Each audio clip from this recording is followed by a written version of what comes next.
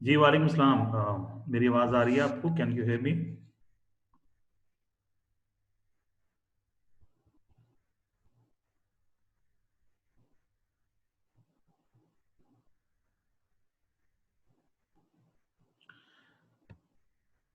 जी कैसे हैं आप सब? मेरी आवाज आ रही है? Can you hear me? जी यासर कैसे हैं? Can you hear me? Can you hear me clearly? मुझे देख सकते हैं आप? मुझे मेरी आवाज जी जी जी सर, जी जी क्लियर आवाज आ रही है। जबरदस्त जबरदस्त। अभी सारे सेफ्टी लीडर्स अभी ज्वाइन कर लें तो हम वी गोना स्टार्ट फंडामेंटल्स। आपको कुछ पता है हमारा कौन सा मॉड्यूल चल रहा है डिप्लोमा का? सर ये थर्ड है इंशाल्लाह। हाँ, क्लास 3 है। जी और मॉड्यूल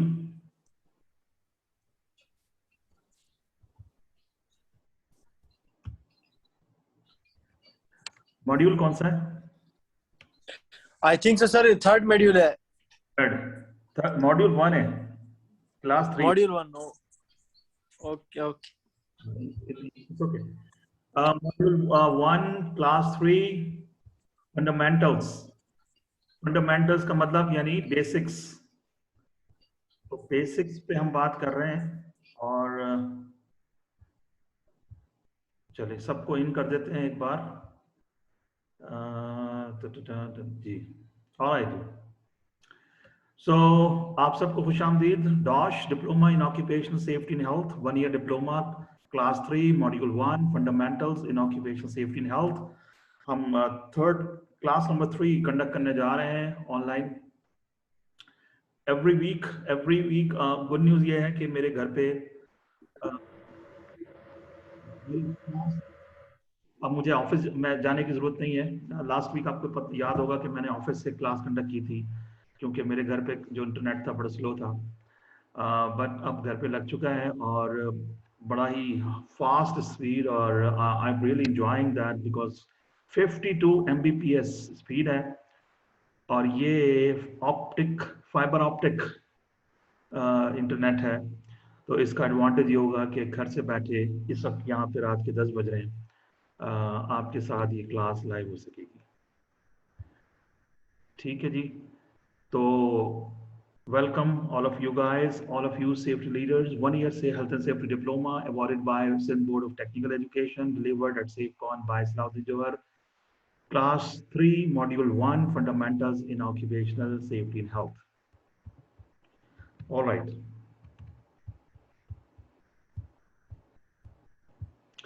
पिछली क्लास से कुछ टॉपिक्स याद हैं आपको? हमारी जो क्लास होती है उसमें डिस्कशंस काफ़ी होती हैं। तो लास्ट जो हमारी क्लास हमने कंडक्ट की थी, स्क्रीन आपको नज़र आ रही होगी। अगर स्क्रीन नज़र ना आ रही हो तो मुझे बता दीजिए।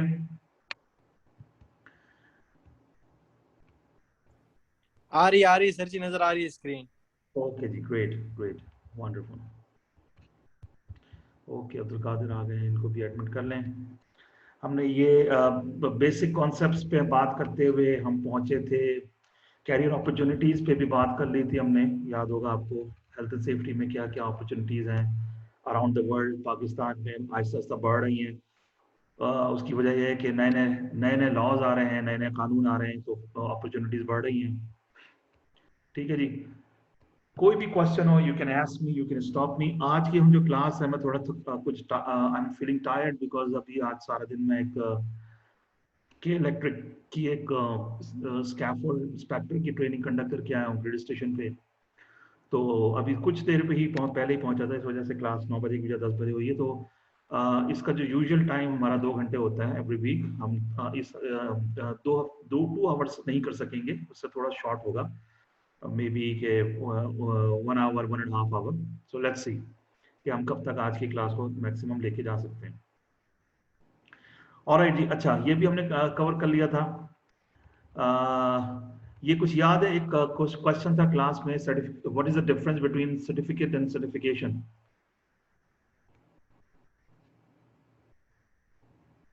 कौन बताएंगे डिफरेंस?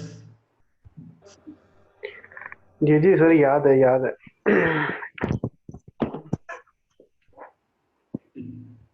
क्या डिफरेंस है दोनों में? सर जो सर्टिफिकेशंस होती है ना, ये आपको एवरी ईयर्स, ये मतलब कुछ टाइम के लिए होती है, तो आपको ये रिन्यूअल करवानी पड़ती है। और जो सर्टिफिकेट है ये आपको लाइफ टाइम के लिए मिल जाते हैं। Exactly, certificate is for the whole life time. ठीक है, ये बड़े जबरदस्त कॉन्सेप्ट आपको मिल रहे हैं इस क्लास में। इसको बड़े दिलचस्पी से आप सुनिएगा, समझिएगा कि अक्सर प्रोफेशनल्स को इन दोनों का डिफरेंस मालूम नहीं होता।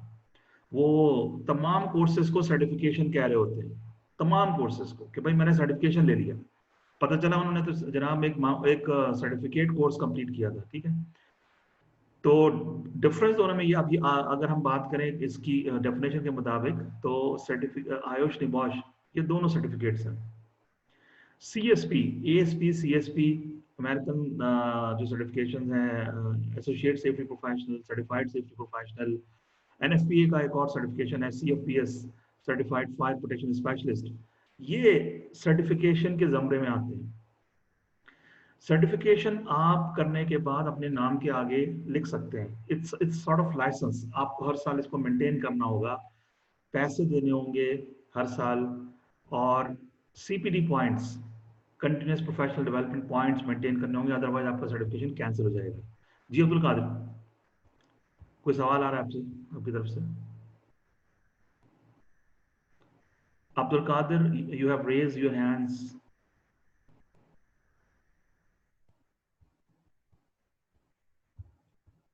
ओके, मेरा ख्याल है गलती से आपने हैंड रेज किया। ओके, ठीक है। जो तो इसके मुताबिक सर्टिफिकेट्स, आपका एक कोर्स हो गया, उसके बाद जब आप उसको रिन्यू नहीं करवाते, सीपीडी पॉइंट्स मेंटेन नहीं करते, तो ये आपका सर्टिफिकेट है और सर्टिफिकेशन नहीं है। ठीक है जी, सर्टिफिकेशन नाम के आगे आप टाइटल लगाते हैं, मिसाल के तौर पे यासिर रजा सीएसपी। ठीक है, जो सीएसपी है वो नाम के साथ लगता है, हर साल मेंटेन। कुछ लोग सर्टिफिकेट करने के बाद उसको भी नाम के आगे लगा लेते हैं। ठीक है, this is a wrong practice, this is a wrong practice. बहुत से लोग जस्ट एक सर्टिफिकेट कोर्स करने के बाद नाम के आगे वो सर्टिफिकेट कोर्स का टाइटल भी लगा देते हैं, which is not correct. Certification जो है वो you can add in front of your name, you have to maintain every year, you have buy money, पैसे देने पड़ेंगे, और सीपीडी पॉइंट्स मेंटेन करने पड़ेंगे, अदरवाइज आपका सर्टिफिकेशन कैंसिल हो सकता है। अच्छा, इस डेफिनेशन के मुताबिक हमारा जो ये डिप्लोमा है 1 ईयर का, occupational safety and health diploma in occupational safety health Dash, ये सर्टिफिकेट बनता है या सर्टिफिकेशन? सर्टिफिकेट है सर सर जी, ये सर्टिफिकेट तो। बनेगा, सर्टिफिकेट सर्टिफिकेट। बनता है, एग्जैक्टली। ठीक है, अगर इन दोनों के में से अगर हम कंपेयर करें तो ये सर्टिफिकेशन नहीं है, क्योंकि you don't need to maintain that. ठीक है, ऑलराइट। अच्छा, एम्प्लॉयर की responsibility according to ILO C155, ये हमने कवर की थी कि मेनली एम्प्लॉयर रिस्पॉन्सिबल है हेल्थ सेफ्टी के लिए, रिस्क को रिड्यूस करना है उसने, तमाम जो रिस्क हैं उनको रिड्यूस करना है, जो भी काम से रिलेटेड है उसको असेस करना है, रिस्क असेसमेंट करना है, कंट्रोल्स लगाने हैं, रिड्यूस एलिमिनेट करना है या रिड्यूस करना है। ठीक है, तो बेसिक रिस्पॉन्सिबिलिटी हेल्थ सेफ्टी की एम्प्लॉयर पे आती है, यानी कंपनी जिसने नौकरी दी है, जॉब दी है। आप जब भी लोगों से डिस्कस करें, इंटरव्यू, जॉब इंटरव्यू करें, तो यू मस्ट रिमेंबर कि अकॉर्डिंग टू ILO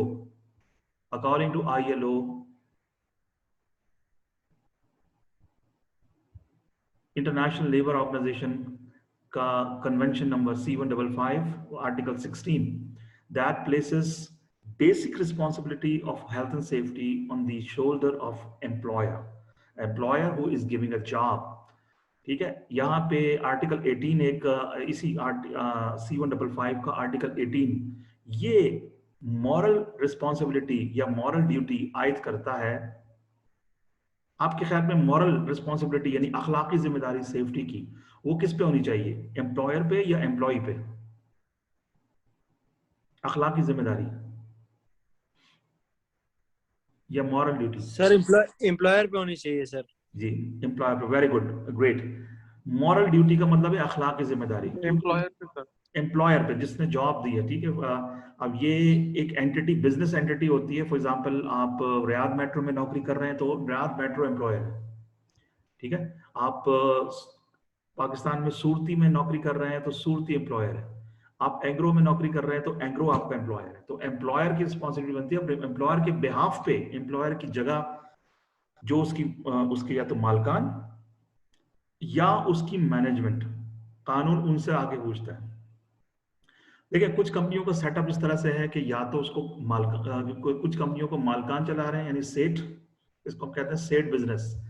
एक सेठ बैठा हुआ है, उसने एक फैक्ट्री लगाई हुई है, पैसा इन्वेस्ट किया हुआ है, और वो सारे मामला वो सेठ देखता है आके, ठीक है। मिसाल के तौर पे कराची में एक हादसा हुआ था तकरीबन 1 साल पहले। हमारे एक स्टूडेंट वहाँ पे नौकरी करते थे उन्होंने ड्यूरिंग द ट्रेनिंग हमें हमसे शेयर किया कि गारमेंट्स टेक्सटाइल कंपनी, जो बहुत बड़ी टेक्सटाइल कंपनी जो एक्सपोर्ट भी करती है, तो हेल्थ एंड सेफ्टी का सिस्टम ना होने की वजह से कन्फाइंड स्पेस में काम करते हुए 5 लोगों की डेथ हुई। तो जो गवर्नमेंट के इंस्पेक्टर्स थे, लेबर डिपार्टमेंट के या आप कह लें इंतजामिया के, जो सिविल एडमिनिस्ट्रेशन होती है ना, डिप्टी कमिश्नर वगैरह, असिस्टेंट कमिश्नर पुलिस, ये हो गए, ठीक है जी, या मीडिया के लोग हो गए, ठीक है। तो इन सब ने आके जिनसे बात की, इसके लिए जो रिस्पॉन्सिबल थे वहां पे बैठते थे इनके सेठ, ठीक है, यानी मालिक सेठ। तो सेठ से बात की, और सेठ क्योंकि ये कंपनी का जी, कोई क्वेश्चन है अब्दुल कादिर?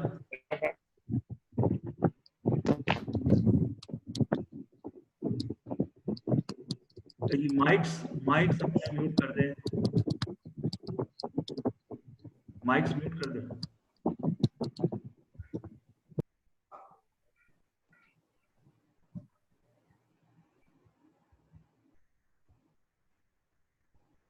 जी गुड, ओके जी।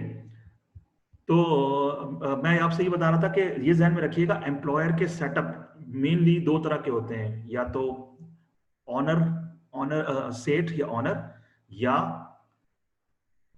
कंपनी इतनी बड़ी हो गई है कि उसने मैनेजमेंट हायर की हुई है, शेयर होल्डर्स हैं, ठीक है, और जो मैनेजमेंट है वो उस बिजनेस को मैनेज कर रही है, ठीक है। तो कानून आके किससे पूछेगा? मैनेजमेंट से। जी शकील। वालेकुम सर। वालेकुम सलाम जी। जी सर, ये जो सेशन हमारा चल रहा है, ये रिकॉर्डिंग इसकी मिलेगी सबको? नहीं, इसकी रिकॉर्डिंग नहीं मिलेगी। मैं आपसे शुरू में हमारा डेट ज्वाइन किया है।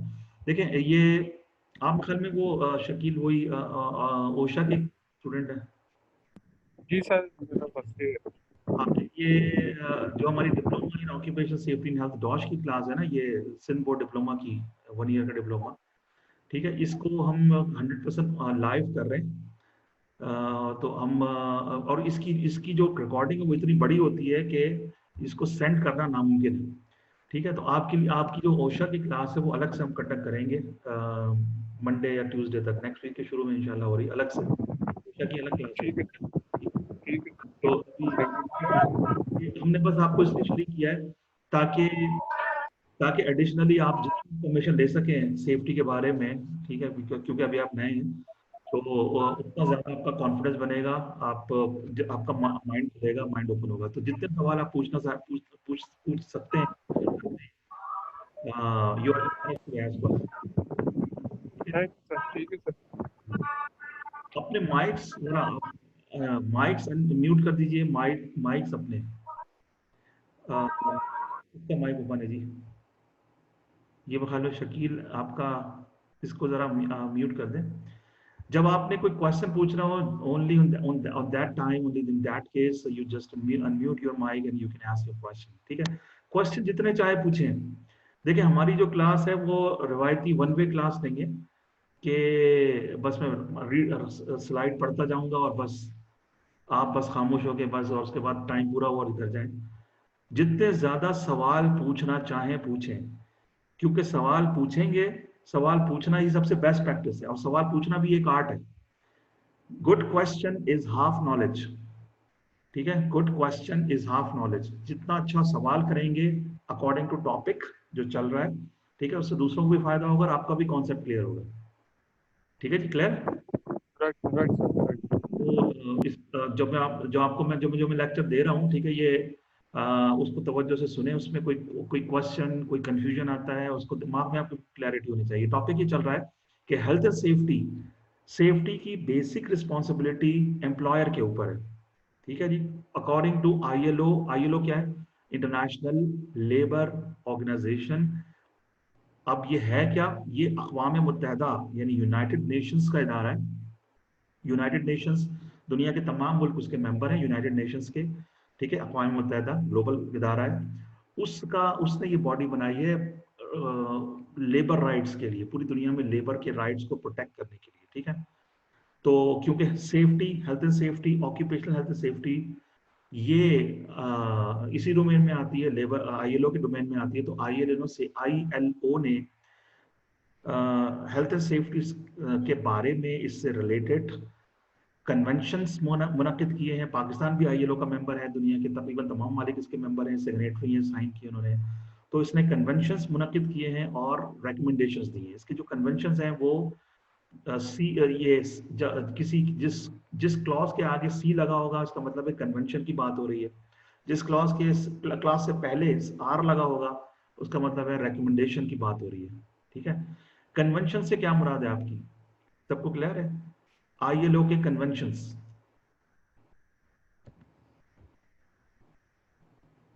जब हम बात नहीं कर, सर, क्लियर नहीं है, थोड़ा ब्रीफ कर दें तो अच्छा रहेगा। हाँ, मैं वही चाह रहा हूँ कि आप पूछें, क्योंकि मेरी मेरी असम्पशन तो ये होगी कि मैं बात कर रहा हूँ और आपको सारी चीजें पता है। तो जो नया लफ्ज भी आपको समझ, आप सुनते हैं ना, तो उससे पूछें। मैं ये चाहता हूँ कि आपका कॉन्सेप्ट क्लियर हो, बस रट्टा ना हो बिल्कुल। ठीक है, और वन वे बस टाइम पास करके ना जाए। ठीक है, इस पूरी प्रेजेंटेशन, अब मैं इस वक्त जो स्लाइड स्क्रीन पे आपको नजर आ रही है, देखें, ये पढ़ लें। इसमें कहीं पे आपको कंफ्यूजन हो, क्लैरिटी ना हो, you can ask me. Conventions, conventions होते हैं तमाम मेंबर कंट्रीज के इजलास, मीटिंग्स। ठीक है, मीटिंग्स, इजलास, इसको कहते हैं कन्वेंशंस। तो कन्वेंशंस आईएलओ ने मुनक्किद किया, उसका नाम जो कि 155वां कन्वेंशन था। तो C155 का मतलब है कि 155वीं मीटिंग मेंबर्स की। ठीक है, उस मीटिंग के बाद जो उन्होंने जो डॉक्यूमेंट तैयार किया हेल्थ एंड सेफ्टी के बारे में, work place health and safety के बारे में, उसको उन्होंने नाम दिया C155। ठीक है, मीटिंग में डिस्कस किया और उसके बाद डॉक्यूमेंट बना दिया, इसको C155 का नाम दिया। ठीक है, इसके अलावा आईएलओ की रिकमेंडेशंस आर से स्टार्ट होती हैं। आर बहुत, और सेफ्टी से रिलेटेड इनका रिकमेंडेशन है बहुत मशहूर, R164। ठीक है, C155, R164, ये आप अक्सर कोर्सेज में आप इनको पढ़ेंगे, समझेंगे। तो एक तो उन्होंने कन्वेंशंस की हैं यानी मीटिंग्स, इजलास, और दूसरे ने रिकमेंडेशंस दी हैं सेफ्टी के बारे में। तो बेसिक ड्यूटी आईएलओ डालता है एम्प्लॉयर के ऊपर। एम्प्लॉयर में मैंने आपको बताया कि दो तरह के एम्प्लॉयर हैं, ये क्लैरिटी आपको होना चाहिए कि एक तो सेठ या मैनेजमेंट। मैनेजमेंट कहाँ आएगी? जहां एक बड़ी कंपनी आ गई है, ठीक है, जहां पे शेयर होल्डर्स हैं। मिसाल के तौर पे एंग्रो का नाम लें अगर, ठीक है, अब एंग्रो के 3 प्लांट हैं।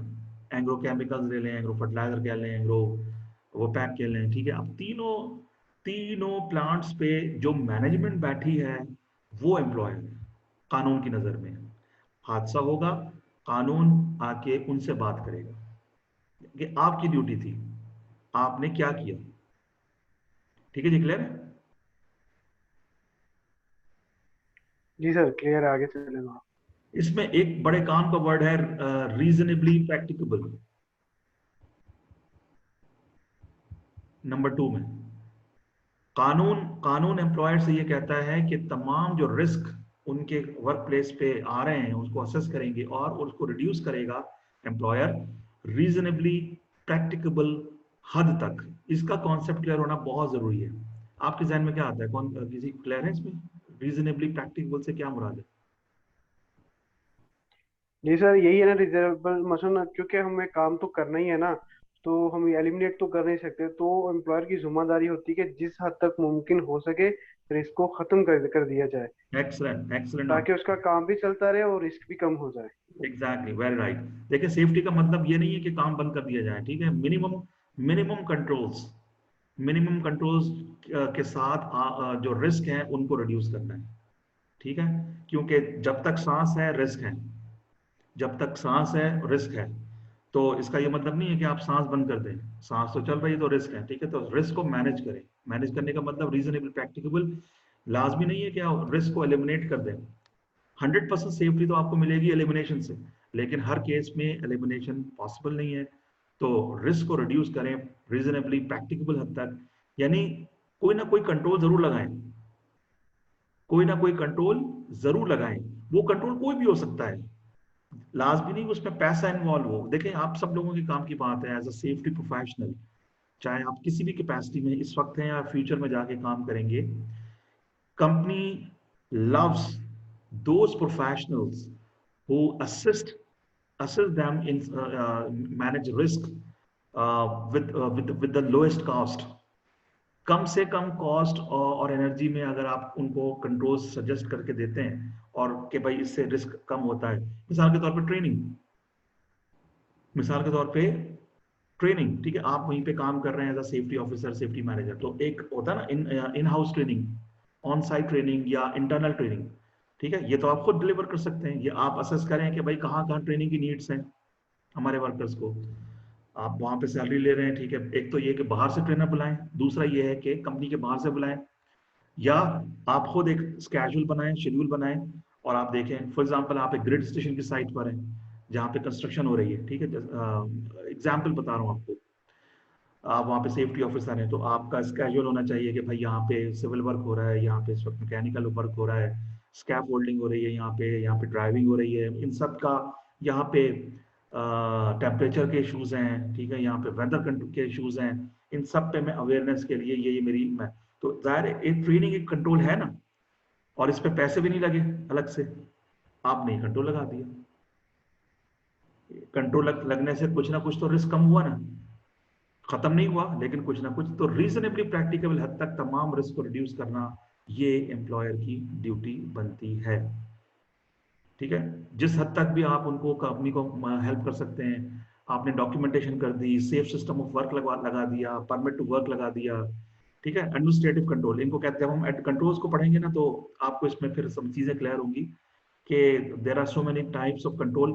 एडमिनिस्ट्रेटिव कंट्रोल ऐसे कंट्रोल्स हैं कि जिसमें कम से कम पैसा लगता है, बहुत कम कॉस्ट लगती है, ठीक है। मिसाल के तौर पे आपकी ट्रेनिंग, वर्कर्स की adjustment, awareness, safe system of work, इसमें आपका थोड़ा दिमाग लगता है। अगर आपका दिमाग स्ट्रांग है तो आप बहुत कम कॉस्ट में कंपनी को कंट्रोल लगा के दे सकते हैं और रिस्क कम हो जाए। तो कंपनी लव्स दोज प्रोफेशनल्स जो कि इतने इंटेलिजेंट हों कि वो उसको आइडियाज दे सकें कम से कम कॉस्ट में कंट्रोल लगा रिस्क को रिड्यूस करने का, ठीक है जी। क्लियर है? तो जब हम कंट्रोल पर आएंगे तो हम आगे और डिटेल में इस पर बात करेंगे। जी सर, ठीक है, क्लियर है।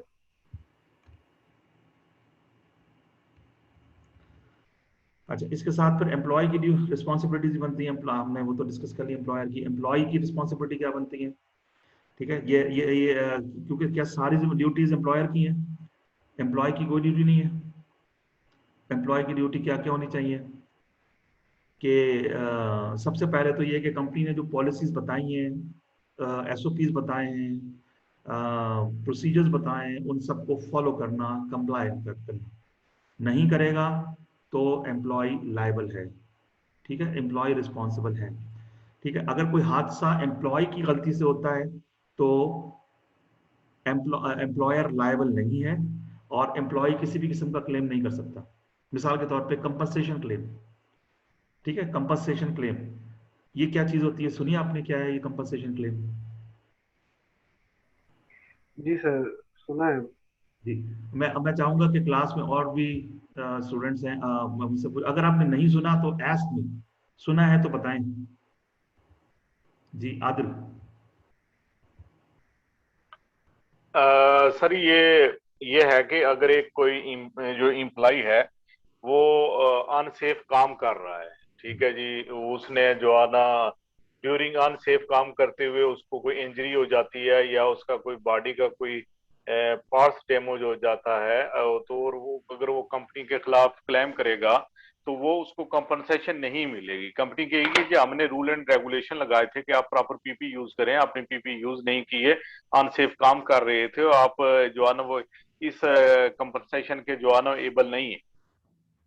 हाँ, वो तो खैर अलग अलग बात हो गई। यहाँ पे सवाल है कि कंपनसेशन क्लेम वर्कर की तरफ से, ठीक है, ये होता क्या है और किस कंडीशंस में वो, यानी what you mean by compensation claim, ये है क्या,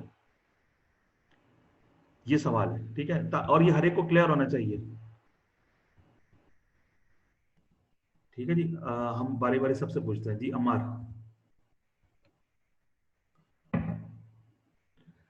जी, अमार आपको क्लियर है लफ्ज कंपनसेशन क्लेम ये क्या है, क्या और मतलब क्या है इसका?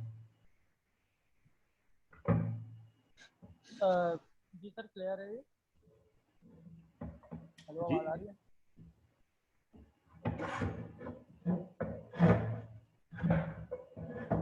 जी जी, पूछ, बोले बोले, हेलो। आवाज आ रही है, बोले। जैसे सर यहाँ पे मेंशन हुआ है कंप्लाई ऑल पॉलिसीज, तो इससे जो मुझे समझ आ रहा है कि इस पे जो है इम्प्लीमेंटेशन करवाना।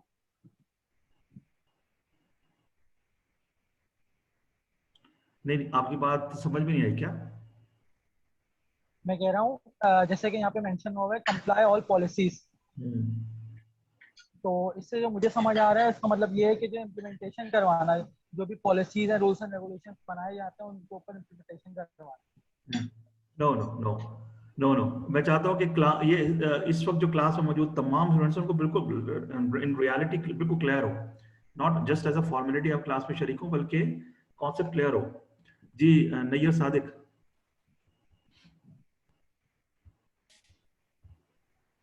मैं आपको इशारा देता हूँ, स्क्रीन पे नजर आ रहा होगा, मैं इशारा दे रहा हूँ आपको।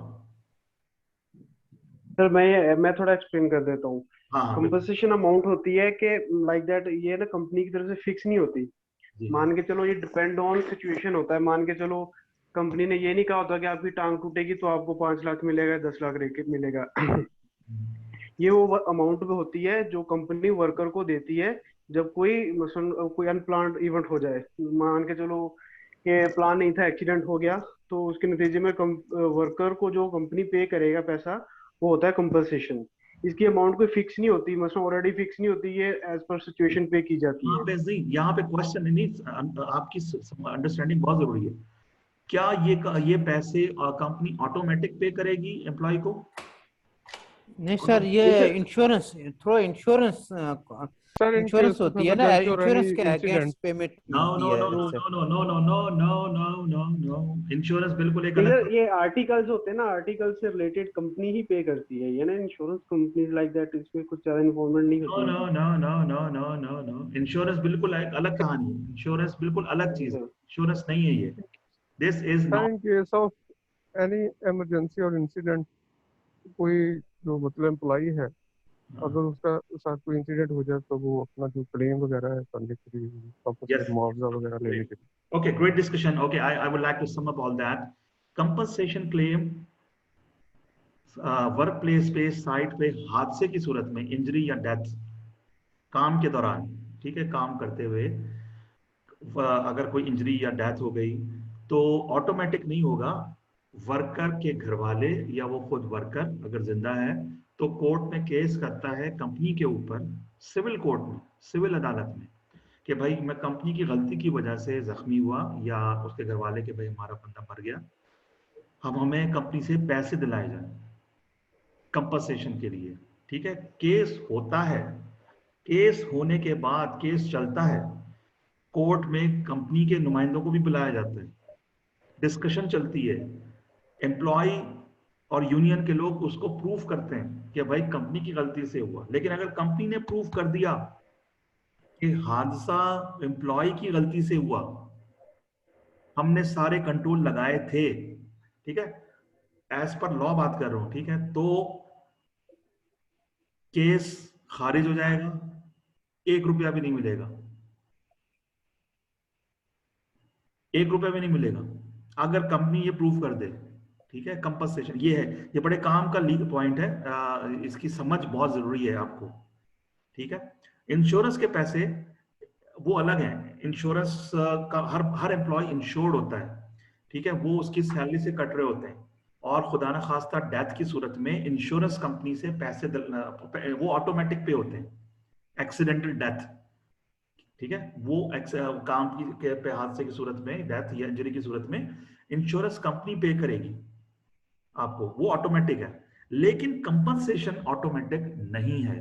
केस करेगा एम्प्लॉय तो उसके बाद फिर प्रूव भी करना पड़ेगा उसको, तभी उसको पैसे मिलेंगे। क्लियर है जी? सर उसमें यही देखा जाएगा ना कि अगर कंपनी की गलती है तो कंपनी को पे करना पड़ेगा। हाँ बिल्कुल, मैंने भी वही बातें की ना सारी, कि जो जब केस चलेगा तो प्रूव करना पड़ेगा एम्प्लॉय को और उसके वकील को। ठीक है, तो एक केस मेरे सामने इस तरह का एक आया था, एक प्रोजेक्ट पे, एक मैं मेंशन नहीं करूंगा, प्रोजेक्ट पे मैं था तो पाकिस्तान में था। ठीक है, तो एक वर्कर की आंख जाया हो गई, फैब्रिकेटर था, काम करते हुए, बड़ा प्रोजेक्ट था, उसकी एक आंख जाया हो गई। जब आंख जाया हुई तो यूनियन के लोगों ने और उसके वर्कर ने भी कंपनी पे केस किया कि भाई कंपनी की गलती से एक आंख जाया हो गई है। लेकिन कंपनी ने प्रूफ किया कोर्ट में कि सेफ्टी गॉगल्स हमने इसको प्रोवाइड किए थे, ये इसके सिग्नेचर हैं, और ना सिर्फ ये कि हमने प्रोवाइड किए थे बल्कि ट्रेनिंग भी दी थी उसकी, ये इसका रिकॉर्ड है। ये सर आपने लास्ट सेशन में बताया था, ये चीज जानते हैं बिल्कुल, ये ठीक है, याद है आपको, वेरी गुड, जबरदस्त। तो ये इसको, इन चीजों को ध्यान में रखें कि अच्छा, अब ये इसमें काम की बात क्या है, कि आप लोगों के काम की बात क्या है कि देखें, जितने ज्यादा आपके पास डॉक्यूमेंटेशन हो उतना ज्यादा आपकी प्रोटेक्शन है, आपकी नौकरी की, आपकी कंपनी की। ठीक है, हादसा किसी टाइम भी हो सकता है, लेकिन आप लोगों ने ज्यादा से ज्यादा ट्रेनिंग देनी है, रिकॉर्ड रखना है, इंडक्शन देनी है, हर चीज का रिकॉर्ड आपके पास हो। ठीक है, इंडक्शन दी है तो उसका रिकॉर्ड, ट्रेनिंग दी है तो उसका रिकॉर्ड, पीपीज दिए हैं तो उसका रिकॉर्ड, पीपीज की ट्रेनिंग दी है उसका रिकॉर्ड। ठीक है, साइट पे विजिट किए हैं, अवेयरनेस दी है, टीपीटीज हुई हैं, उसका रिकॉर्ड, ये सब आपके काम आता है। रिस्क असेसमेंट हुए हैं, जेएचए हुए हैं, किसी भी तरह की डॉक्यूमेंटेशन है और एविडेंसेस, वो आप याद दिमाग में बात बिठा लें, चाहे आप सेफ्टी सुपरवाइजर हैं, ऑफिसर हैं, इंजीनियर हैं, इंस्पेक्टर हैं, या सेफ्टी असिस्टेंट हैं, या मैनेजर हैं। ठीक है, आपका रिकॉर्ड ही आपके काम आएगा इन फ्यूचर। ठीक है जी, क्लियर? कोई क्वेश्चन?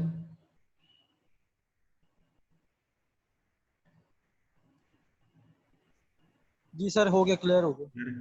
इसके अलावा तमाम हैजर्ड्स रिपोर्ट कर रहे हैं एम्प्लॉय को, लेकिन इसमें अहम बात यह है कि कंपनी ट्रेनिंग देगी तो रिपोर्ट करेगा वो। ठीक है, कंपनी ने रिपोर्ट ही नहीं दी कि हैजर्ड्स को कैसे रिपोर्ट करना है, कोई प्रोसीजर ही नहीं बताया, तो एम्प्लॉय कैसे रिपोर्ट करेगा? ठीक है, अगेन इसमें बहुत सारे पॉइंट्स डिपेंड करते हैं एम्प्लॉयर पे।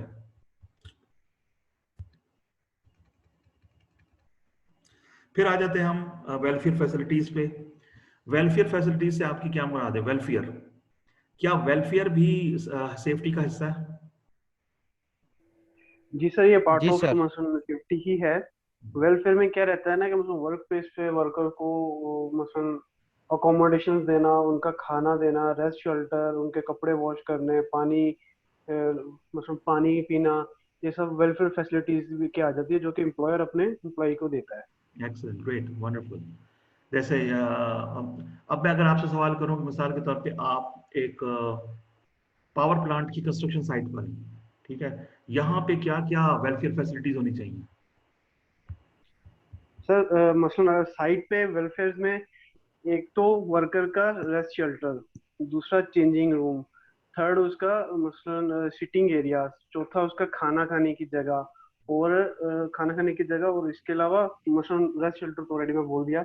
लाइक दैट मसलन यही है कि रेस्ट शेल्टर, पानी पीने की जगह, उसके चेंजिंग रूम्स लाइक दैट होने चाहिए उसके। Great, wonderful. यहाँ पे एक वर्ड मेंशन है ये वेलफेयर फैसिलिटीज में, रेस्ट रूम्स, ये क्या है?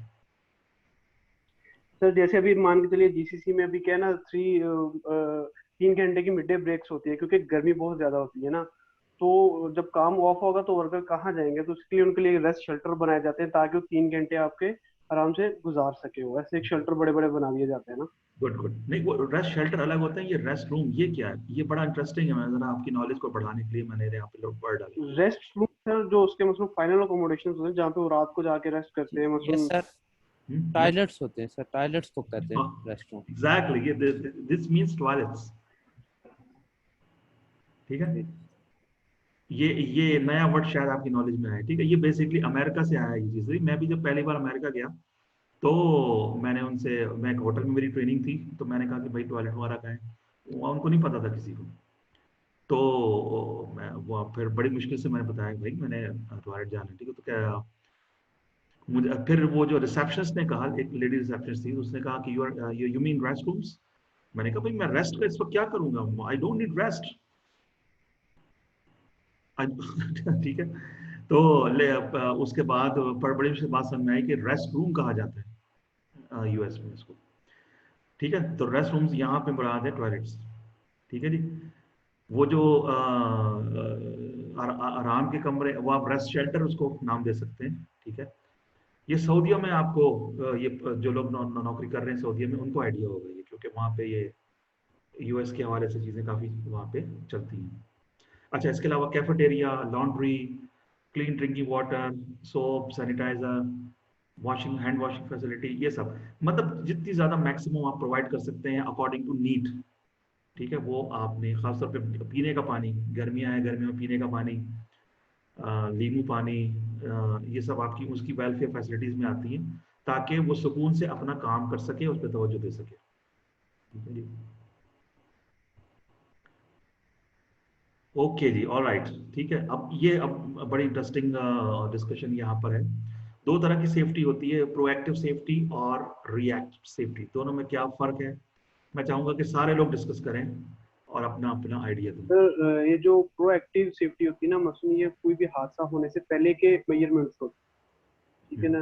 रिएक्टिव सेफ्टी होती है जो कोई भी हादसा होने के बाद मेजरमेंट्स किए जाते हैं। फॉर एग्जाम्पल लाइक दैट, मसलन जैसे कि मान ट्रेनिंग्स लगा लें, ये प्रोएक्टिव सेफ्टी में आती है ना। ओके, अच्छा, अब मैं नाम लूंगा और आपने बताना है ये प्रोएक्टिव है या रिएक्टिव, ठीक है। ऐसा करते हैं, क्यों, मकसद ये है कि सबको समझ में आए, ठीक है। तो सबको इन्वॉल्व करते हैं, ठीक है। मैं नाम लूंगा, आप बताऊं, आपने बारी बारी बताना है, ठीक है। आई जी बिलीव सर, मैं जी। जा रहा हूँ, थोड़ा बात का टाइम हो रहा है तो आपको जवाब दे दूँ। ये प्रोएक्टिव सर है, ये किसी भी हादसे से कोई वाक़ा नुमा होने से पहले जो सेफ्टी मेजर किए जाते हैं, जैसे वेरी गुड, वेरी गुड। अच्छा, ये इंस्पेक्शन हो गया। नहीं, मैं अगर आपको पूछूं, ये रिस्क असेसमेंट प्रोएक्टिव है रिएक्टिव? ये प्रोएक्टिव है सर। गुड, वंडरफुल, जबरदस्त, सर ग्रेट, इसी शाबाश, तरह एक्सीडेंट इन्वेस्टिगेशन, दिस ये रिएक्टिव सेफ्टी है। Excellent, very good. रिएक्टिव में और क्या क्या आप बता सकते हैं, रिएक्टिव में और क्या क्या है? और इसमें एवल्यूशन है, ऑडिट्स। ऑडिट्स, ठीक है। और जी जी एक्सीडेंट इन्वेस्टिगेशन हो गई, रूट कॉज एनालिसिस हो गया, और सोचें रिएक्टिव में। जी जी एक्सीडेंट, इंसिडेंट, इल हेल्थ, हाँ, उसकी इन्वेस्टिगेशन, एक्सीडेंट इंसिडेंट, जी इन्वेस्टिगेशन। उसकी इन्वेस्टिगेशन, क्योंकि ये आप जो एक्टिविटीज कर रहे हैं, हादसे के बाद की जो एक्टिविटीज होती हैं वो रिएक्टिव सेफ्टी में आती हैं, ठीक है। जैसे इन्वेस्टिगेट कर रहे हैं, रिपोर्ट कर रहे हैं, रूट कॉज एनालिसिस कर रहे हैं। एक चीज कहलाती है इंसिडेंट डेटा एनालिसिस, ये क्या चीज है? सर ये इंसिडेंट को चेक करना, इंसिडेंट यानी जो हुआ है उसके एनालिसिस निकालना कि किस तरीके से हुआ, क्या तो औकात थे उसके। Very good, very good. तो ये प्रोएक्टिव हुआ या रिएक्टिव? सर ये अपना नाम क्या है, रिएक्टिव होगा sir. Reactive, reactive. Good, very good, क्योंकि हादसे के बाद होता है, ठीक है, क्लियर है, ठीक है। तो इस बेसिक छोटे छोटे कॉन्सेप्ट्स हैं, बस उनको आपको पता हो ताकि और आप कॉन्फिडेंस से बात कर सकें, मकसद ये है, ठीक है। Okay, great. Example again, proactive safety, hazard identification and reporting, risk assessment, inspection, site safety tours, training and awareness, culture and leadership. PMS, ये PMS क्या है? Any idea? Project management safety. No. सोचें सोचें। चलो मैं हिंट देता हूं आपको, मेंटेनेंस से रिलेटेड है ये।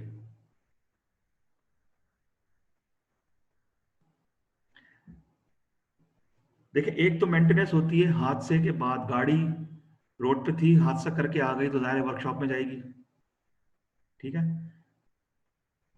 ठीक है ना।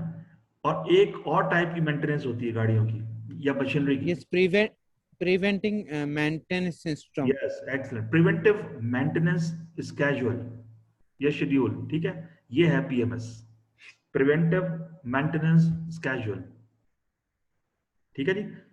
ये क्या है, ये प्रोएक्टिव है, यानी हादसा हुआ नहीं है, इसके बावजूद आप एक शेड्यूल के तहत तमाम प्लांट और मशीनरी की शेड्यूलिंग करते हैं, उनकी मेंटेनेंस की, प्रिवेंटिव मेंटेनेंस की शेड्यूलिंग, ठीक है। कि फॉर एग्जांपल आपके पास 10 गाड़ियां हैं तो हर गाड़ी का एक हर हफ्ते नंबर आ रहा है कि भाई हर हफ्ते हर गाड़ी जाएगी चेकअप के लिए, कोई प्रॉब्लम तो नहीं है इसके अंदर, टायर प्रेशर, इंजन का कोई इशू, लीकेज और इंजन ऑयल, ये है पीएमएस। तो it is very excellent proactive safety tool.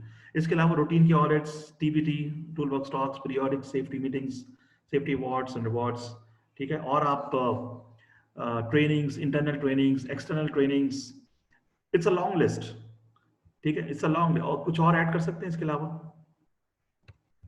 Sir ये जरा कल्चर और लीडरशिप का क्लियर कर सकते हैं थोड़ा सा? Good, great. मैं ये चाहता हूं कि मैक्सिमम क्वेश्चंस पूछें। देखें, एक ऑर्गेनाइजेशन में अगर कल्चर, सेफ्टी कल्चर ही आपने नहीं बनाया, ठीक है, सिस्टम नहीं बनाया, और आपकी जो मैनेजमेंट है वो आपको कमिटमेंट नहीं दे रही सेफ्टी के हवाले से, बजट नहीं दे रही, रिसोर्सेज नहीं देती, ठीक है।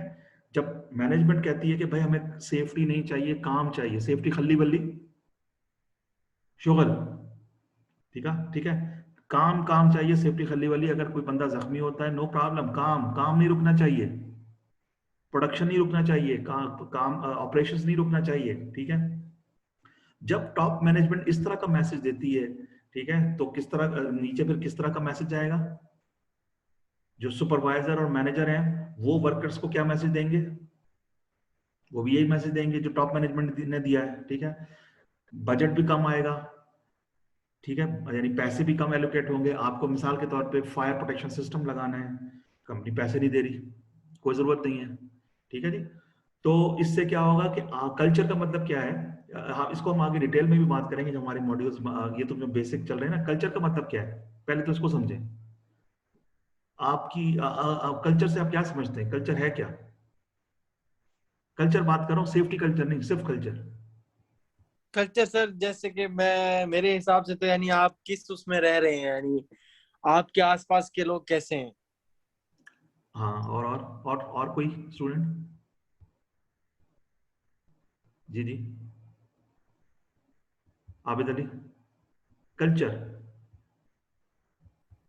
कल्चर सर वही सॉरी क्या नहीं पा रहा, उसमें वही तौर तरीके होते हैं ना कि जो आपके विरासत से चलते आ रहे हैं, लाइक दैट। वो साइड पे भी वही चीजें होती है कल्चर, कि वहाँ का कल्चर अगर जैसे भी यूएसए वगैरह में आप चले जाए वहाँ का कल्चर और होता है, इसी में आ जाए तो और होगा, पाकिस्तान में आ जाए तो और, लाइक दैट ये चीजें। एक्सीलेंट। देखिए, collective believes and attitude, collective यानी इज्तिमाई, यानी ग्रुप ऑफ पीपल किस तरह से बिहेव कर रहे हैं, सोच रहे हैं, ये इसको हम कहते हैं कल्चर। सोचते हैं, बिहेव करते हैं। मिसाल के तौर पे आप रोड सेफ्टी कल्चर की बात, रोड कल्चर की बात कर लें, ठीक है, तो आप यूएस जाएंगे, वहां पे आपको रोड पे कल्चर कुछ और मिलेगा। तमाम लोग एक लाइन में, कोई रॉन्ग वे को वायलेट नहीं कर रहा, ठीक है, गलत पार्किंग नहीं की हुई किसी ने, स्पीड लिमिट को फॉलो कर रहे हैं, डीडीसी डिफेंसिव ड्राइविंग के रूल्स को फॉलो कर रहे हैं, ट्रेनिंग कल्चर है, ब्ला ब्ला, ठीक है, पनिशमेंट भी मिलती है। और ये इसको कहते हैं ग्रुप ऑफ पीपल, जिस तरह से बिहेव करते हैं इज्तिमाई तौर पे, इसको कहते हैं कल्चर, ठीक है। तो ये तो हो गया कल्चर। अब बात करते हैं सेफ्टी कल्चर की, कि एक ऑर्गेनाइजेशन में या कंपनी में या साइट पे तमाम वर्कर्स और मैनेजर्स और सुपरवाइजर्स, ठीक है, किस सेफ्टी के हवाले से किस तरह से बिहेव करते हैं, एक्शन लेते हैं, एटीट्यूड, उनका बिलीव्स, आपस में जब बैठते हैं तो सेफ्टी के हवाले से क्या बात करते हैं, इसको कहते हैं सेफ्टी कल्चर। तो जब अगर आपकी ऑर्गेनाइजेशन में एक स्ट्रॉन्ग सेफ्टी कल्चर है, स्ट्रॉन्ग कमिटमेंट है लीडरशिप की, ठीक है, तो अगर उसने वो बन गया, तो इसके नतीजे में क्या होगा? हादसे कम से कम होंगे, ऐसा ही है ना, जहां पे कल्चर नहीं होगा, जहां पे कमिटमेंट नहीं होगी, मैनेजमेंट की बजट नहीं देती, अहमियत नहीं देती, प्रायोरिटी नहीं देती, तो ये इसलिए प्रोएक्टिव है कि विदाउट वेटिंग एक्सीडेंट, आप जब कल्चर को बिल्ड करते हैं, सिस्टम बनाते हैं और लीडरशिप कमिटमेंट देती है, ठीक है, तो ये आप बेसिकली ये तमाम चीजें वो कर रहे हैं, देख रहे हैं, रिस्क असेसमेंट कर रहे हैं, इंस्पेक्शन कर रहे हैं, क्यों कर रहे हैं, कितने भाई, ताकि ये कॉन्टिन्यूस सिस्टम बन जाए विदाउट वेटिंग एक्सीडेंट, ठीक है। एक जमाना था जब कंपनियां वेट करती थी एक्सीडेंट का, प्रोएक्टिव सिस्टम नहीं होता था कि भाई कोई एक्सीडेंट तो हो नहीं रहा, जब होगा जब देखी जाएगी। तो ज्यादातर कंपनियां रिएक्टिव होती थी, ज्यादातर कंपनियां, आज से अगर हम 20 साल पहले लगा लें, 25 साल पहले लगा लें, अब जमाना तेजी के साथ जैसे जैसे ट्रेनिंग्स, क्वालिफिकेशंस, एजुकेशन बढ़ना शुरू हुई, अब कंपनीज ने इस बात अहमियत को समझा कि भाई रिएक्टिव से प्रोएक्टिव पे शिफ्ट करो, एक्सीडेंट का वेट ना करो, because accident has a cost.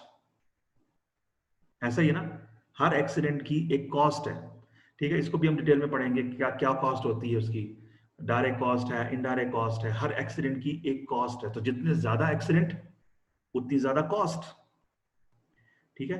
तो अगर आपके पास एक प्रोएक्टिव सेफ्टी का निजाम है, सिस्टम है, जिसमें ये सारी चीजें मौजूद हैं, तो हादसा नहीं होगा या उसका रिस्क कम से कम आप कर रहे हैं।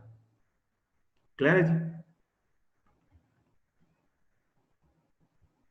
क्लियर है? जी जी सर जी। ठीक है ना, तो ये प्रोएक्टिव इस तरह से है कि भाई ये विदाउट वेटिंग, देखिए कोई भी एक्टिविटी जो आप साइट पे कर रहे होते हैं, एक्टिविटी या ये system, without waiting accidents, all that's all proactive, ठीक है। कोई भी चीज आप हादसे के बाद करते हैं, हादसे के बाद आप चीज शुरू करते हैं, जैसे investigation, that is reactive. Okay जी, reactive incident reporting, investigations discuss कर चुके हैं हम, एक्सीडेंट रिपोर्टिंग, इन्वेस्टिगेशंस। ओके जी, इंसिडेंट एक्सीडेंट पैटर्न एनालिसिस, ठीक है, ये अभी थोड़ी देर पहले जिक्र हुआ कि भाई मिसाल के तौर पे आपकी साइट पे, या सर अगर मैं आपसे बात, आपके पास कोई डेटा है आपकी अपनी साइट का कि पिछले साल 2020 में कितने तो टोटल हादसा हुए थे? जी सर, हमारे पास जो है अपना नाम किया 125, वो भी यानी हादसा सर जी, यानी हमारे पास जो वो एस्केलेटर से लोगों के गिरने के थे। एक्सीलेटर से लोगों को गिरने के थे, यानी जी सर, टोटल हादसा कितने थे टोटल? 125। इनमें मेजॉरिटी ये वाले जो आप बता रहे हैं एक्सीलेटर से गिरने के, ठीक है जी सर। अच्छा, अब ये जो 125 एक्सीडेंट्स इन्होंने बताए यहाँ से ना पूरे साल के, इसको जब आप एनालाइज करते हैं कि भाई ये 125 में से मेजॉरिटी किस जगह पे ज्यादा हादसा हो रहे हैं, मतलब इन्होंने बताया एक्सीलेटर से गिरने के, ठीक है। आपको जब एनालिसिस करते हैं आपको पता लगता है रोड पे ज्यादा हादसा हो रहे हैं, वेयर हाउस में ज्यादा, किस एरिया में ज्यादा हादसा हो रहे हैं, ठीक है, उसको आप अलग से हाईलाइट करते हैं, कम एक प्रेजेंटेशन बनाते हैं, ठीक है, इसको हम डिटेल में आएंगे, आप बेफिक्र रहिए, इसकी इस तरह की प्रेजेंटेशन बनाना, मैनेजमेंट को प्रेजेंट करते हैं कि भाई पिछले साल को मैंने डेटा को एनालाइज किया है, मैं देख रहा हूं कि हमारे पास ज्यादातर हादसा फोर्कलिफ्ट के हो रहे हैं। इसका मतलब क्या हुआ कि हमें अब फौरी तौर पे फोर्कलिफ्ट की ट्रेनिंग की जरूरत है, फोर्कलिफ्ट के हवाले से हमें सिस्टम को ठीक करने की जरूरत है, और हो सकता है हमें कोई नए फोर्कलिफ्ट लेने की जरूरत पड़े, नया टूल्स और मशीनरी की जरूरत पड़े, ठीक है। तो ये जो पैटर्न एनालिसिस है, ये आपको हेल्प करता है सिस्टम को बेहतर करने में, आपका सिस्टम बेहतर से बेहतर होगा जब आप एनालिसिस करेंगे, तज्जिया करेंगे, ठीक है, उस पर गौर फिक्र करेंगे, एक प्रेजेंटेशन बना के अपनी मैनेजमेंट को देंगे और मैनेजमेंट उस पर डिसीजन लेगी, राइट। क्लियर है? ये इंसिडेंट एक्सीडेंट पैटर्न एनालिसिस ये सिर्फ इंट्रोडक्शन है, हम आगे इसकी जब डिटेल टॉपिक पे आएंगे तो आपको बाकायदा सिखाएंगे ये कैसे किया जाता है, एग्जाम्पल मैं आपको दूंगा, मुख्तलिफ एग्जाम्पल के साथ आपको असाइनमेंट दूंगा इंशाल्लाह, ये आप कॉन्फिडेंटली इस ये जो सारी चीजें लिखी हुई है, you will be able to do that independently and confidently, ठीक है। अच्छा, उसके बाद post incident accident safety meetings, TBT, accident के बाद होने वाली मीटिंग्स, टीबीटी, ये आपकी रिएक्टिव हो गई, ठीक है जी। एक्सीडेंट और इंसिडेंट के बाद होने वाले audits, incident accident data collect कर रहे हैं कंपनी के अंदर, भेज रहे हैं, ट्रेनिंग डेटा, इलनेस डेटा, ठीक है, ट्रेनिंग डेटा और इलनेस डेटा। और एक और चीज, इसमें एक और चीज मिस है, पोस्ट इंसिडेंट, हाँ सेफ्टी अलर्ट, सेफ्टी अलर्ट या एक्सीडेंट अलर्ट प्रोएक्टिव है या रिएक्टिव? प्रोएक्टिव है सर। हाँ कैसे? एक्सीडेंट हुआ, एक्सीडेंट के बाद एचएससी डिपार्टमेंट ने अलर्ट निकाला, अलर्ट निकालते हैं ना एक पेज का कि भाई ये हादसा हमारी साइड पे हो गया है, ये कैसे हुआ, उसको कहते हैं लेसन्स लर्न, लेसन्स लर्न। तो ये लेसन्स लर्न प्रोएक्टिव है या रिएक्टिव? दैट्स आल्सो रिएक्टिव, क्योंकि हादसे के बाद की एक्टिविटी है ना, ठीक है। लेकिन इसको एक और जाविये से देखें कि भाई फ्यूचर में हादसा को रोकने के लिए, ठीक है, तो उस जाविये से ये प्रोएक्टिव है, लेकिन क्योंकि हादसे के बाद आप एक अलर्ट निकाल रहे हैं तो that is reactive for sure, short this is reactive. Alright जी, अच्छा, हैजर्ड रिकॉग्निशन या आइडेंटिफिकेशन, हमने लास्ट क्लास में इसको डिटेल में डिस्कस किया था, हैजर्ड की रिकॉग्निशन या आइडेंटिफिकेशन, ठीक है। इसको this is the first step of proactive safety system, चाहे आपकी जाती जिंदगी हो, घर हो, दफ्तर हो, फैक्ट्री हो, रोड हो, ठीक है। सबसे पहला स्टेप क्या है प्रोएक्टिव सेफ्टी के लिए? हैजर्ड रिकॉग्निशन, ठीक है। हैजर्ड को आप अगर रिकॉग्नाइज नहीं करेंगे कि हैजर्ड है यानी खतरा है, इस खतरे से मुझे नुकसान पहुंच सकता है, ये कब होगा? जब आप आंखें खोल के, दिमाग खोल के काम करेंगे या सफर करेंगे या घर में रहेंगे। कदम कदम पे हैजर्ड्स हैं, कदम कदम पे रिस्क है। अगर आप चाहते हैं कोई ऐसी जगह जहां पे हैजर्ड और रिस्क ना हो, वो कौन सी जगह हो सकती है जी? सोच के बताएं। सर इस दुनिया में तो ऐसी जगह कोई नहीं लगती है जिसमें जहाँ पे हैजर्ड और रिस्क ना हो। ऐसी कोई जगह नहीं, that is graveyard, that is graveyard. जब तक सांस है आपको चारों जानिब, अच्छा सिर्फ सेफ्टी के नहीं, फाइनेंशियल हैजर्ड, साइकोलॉजिकल हैजर्ड, जो भी हैजर्ड है। देखिए आपको अगर कॉन्सेप्ट समझ में आ जाए ना सेफ्टी का, ठीक है, तो ये आपको जिंदगी में फायदा बहुत देगा जरूर। जो होते हैं ना स्टीरियोटाइप लोग, वो इसको सिर्फ काम की जगह पे अप्लाई करते हैं, ठीक है। लेकिन मैं आपको बताऊं, मुझे मेरी जब से सेफ्टी फील्ड में आया हूं, इससे पहले किसी और फील्ड में था, और चीजों को मैंने समझा है, तो मुझे अंदाजा हुआ है गौर फिक्र के बाद, मुशाहिदे के बाद, ये सेफ्टी के कॉन्सेप्ट्स आपको जिंदगी में हर जगह हेल्प करते हैं। आपने किससे डीलिंग करनी है, आपने बिजनेस ओपन करना है, ठीक है, आप कोई भी काम दुनिया में करने जा रहे हैं लाइफ में, ये आपको सेफ्टी के कॉन्सेप्ट्स, कहीं ना कहीं कोई हैजर्ड छुपा होगा, कहीं ना कहीं रिस्क होगा, कम या ज्यादा होगा, कहीं ना कहीं आपको कंट्रोल लगाना पड़ेगा, अदरवाइज आपको रिएक्टिव होके लॉस बर्दाश्त करना पड़ेगा। लॉस हो सकता है किसी भी जी बिल्कुल सर, जी शकील, बिल्कुल ठीक है सर, बिल्कुल सही है एक्सपीरियंस। अदरवाइज लॉस, तो हम ये सब कुछ जो समझ रहे हैं पढ़ रहे हैं, क्योंकि लॉस, नुकसान ना हो।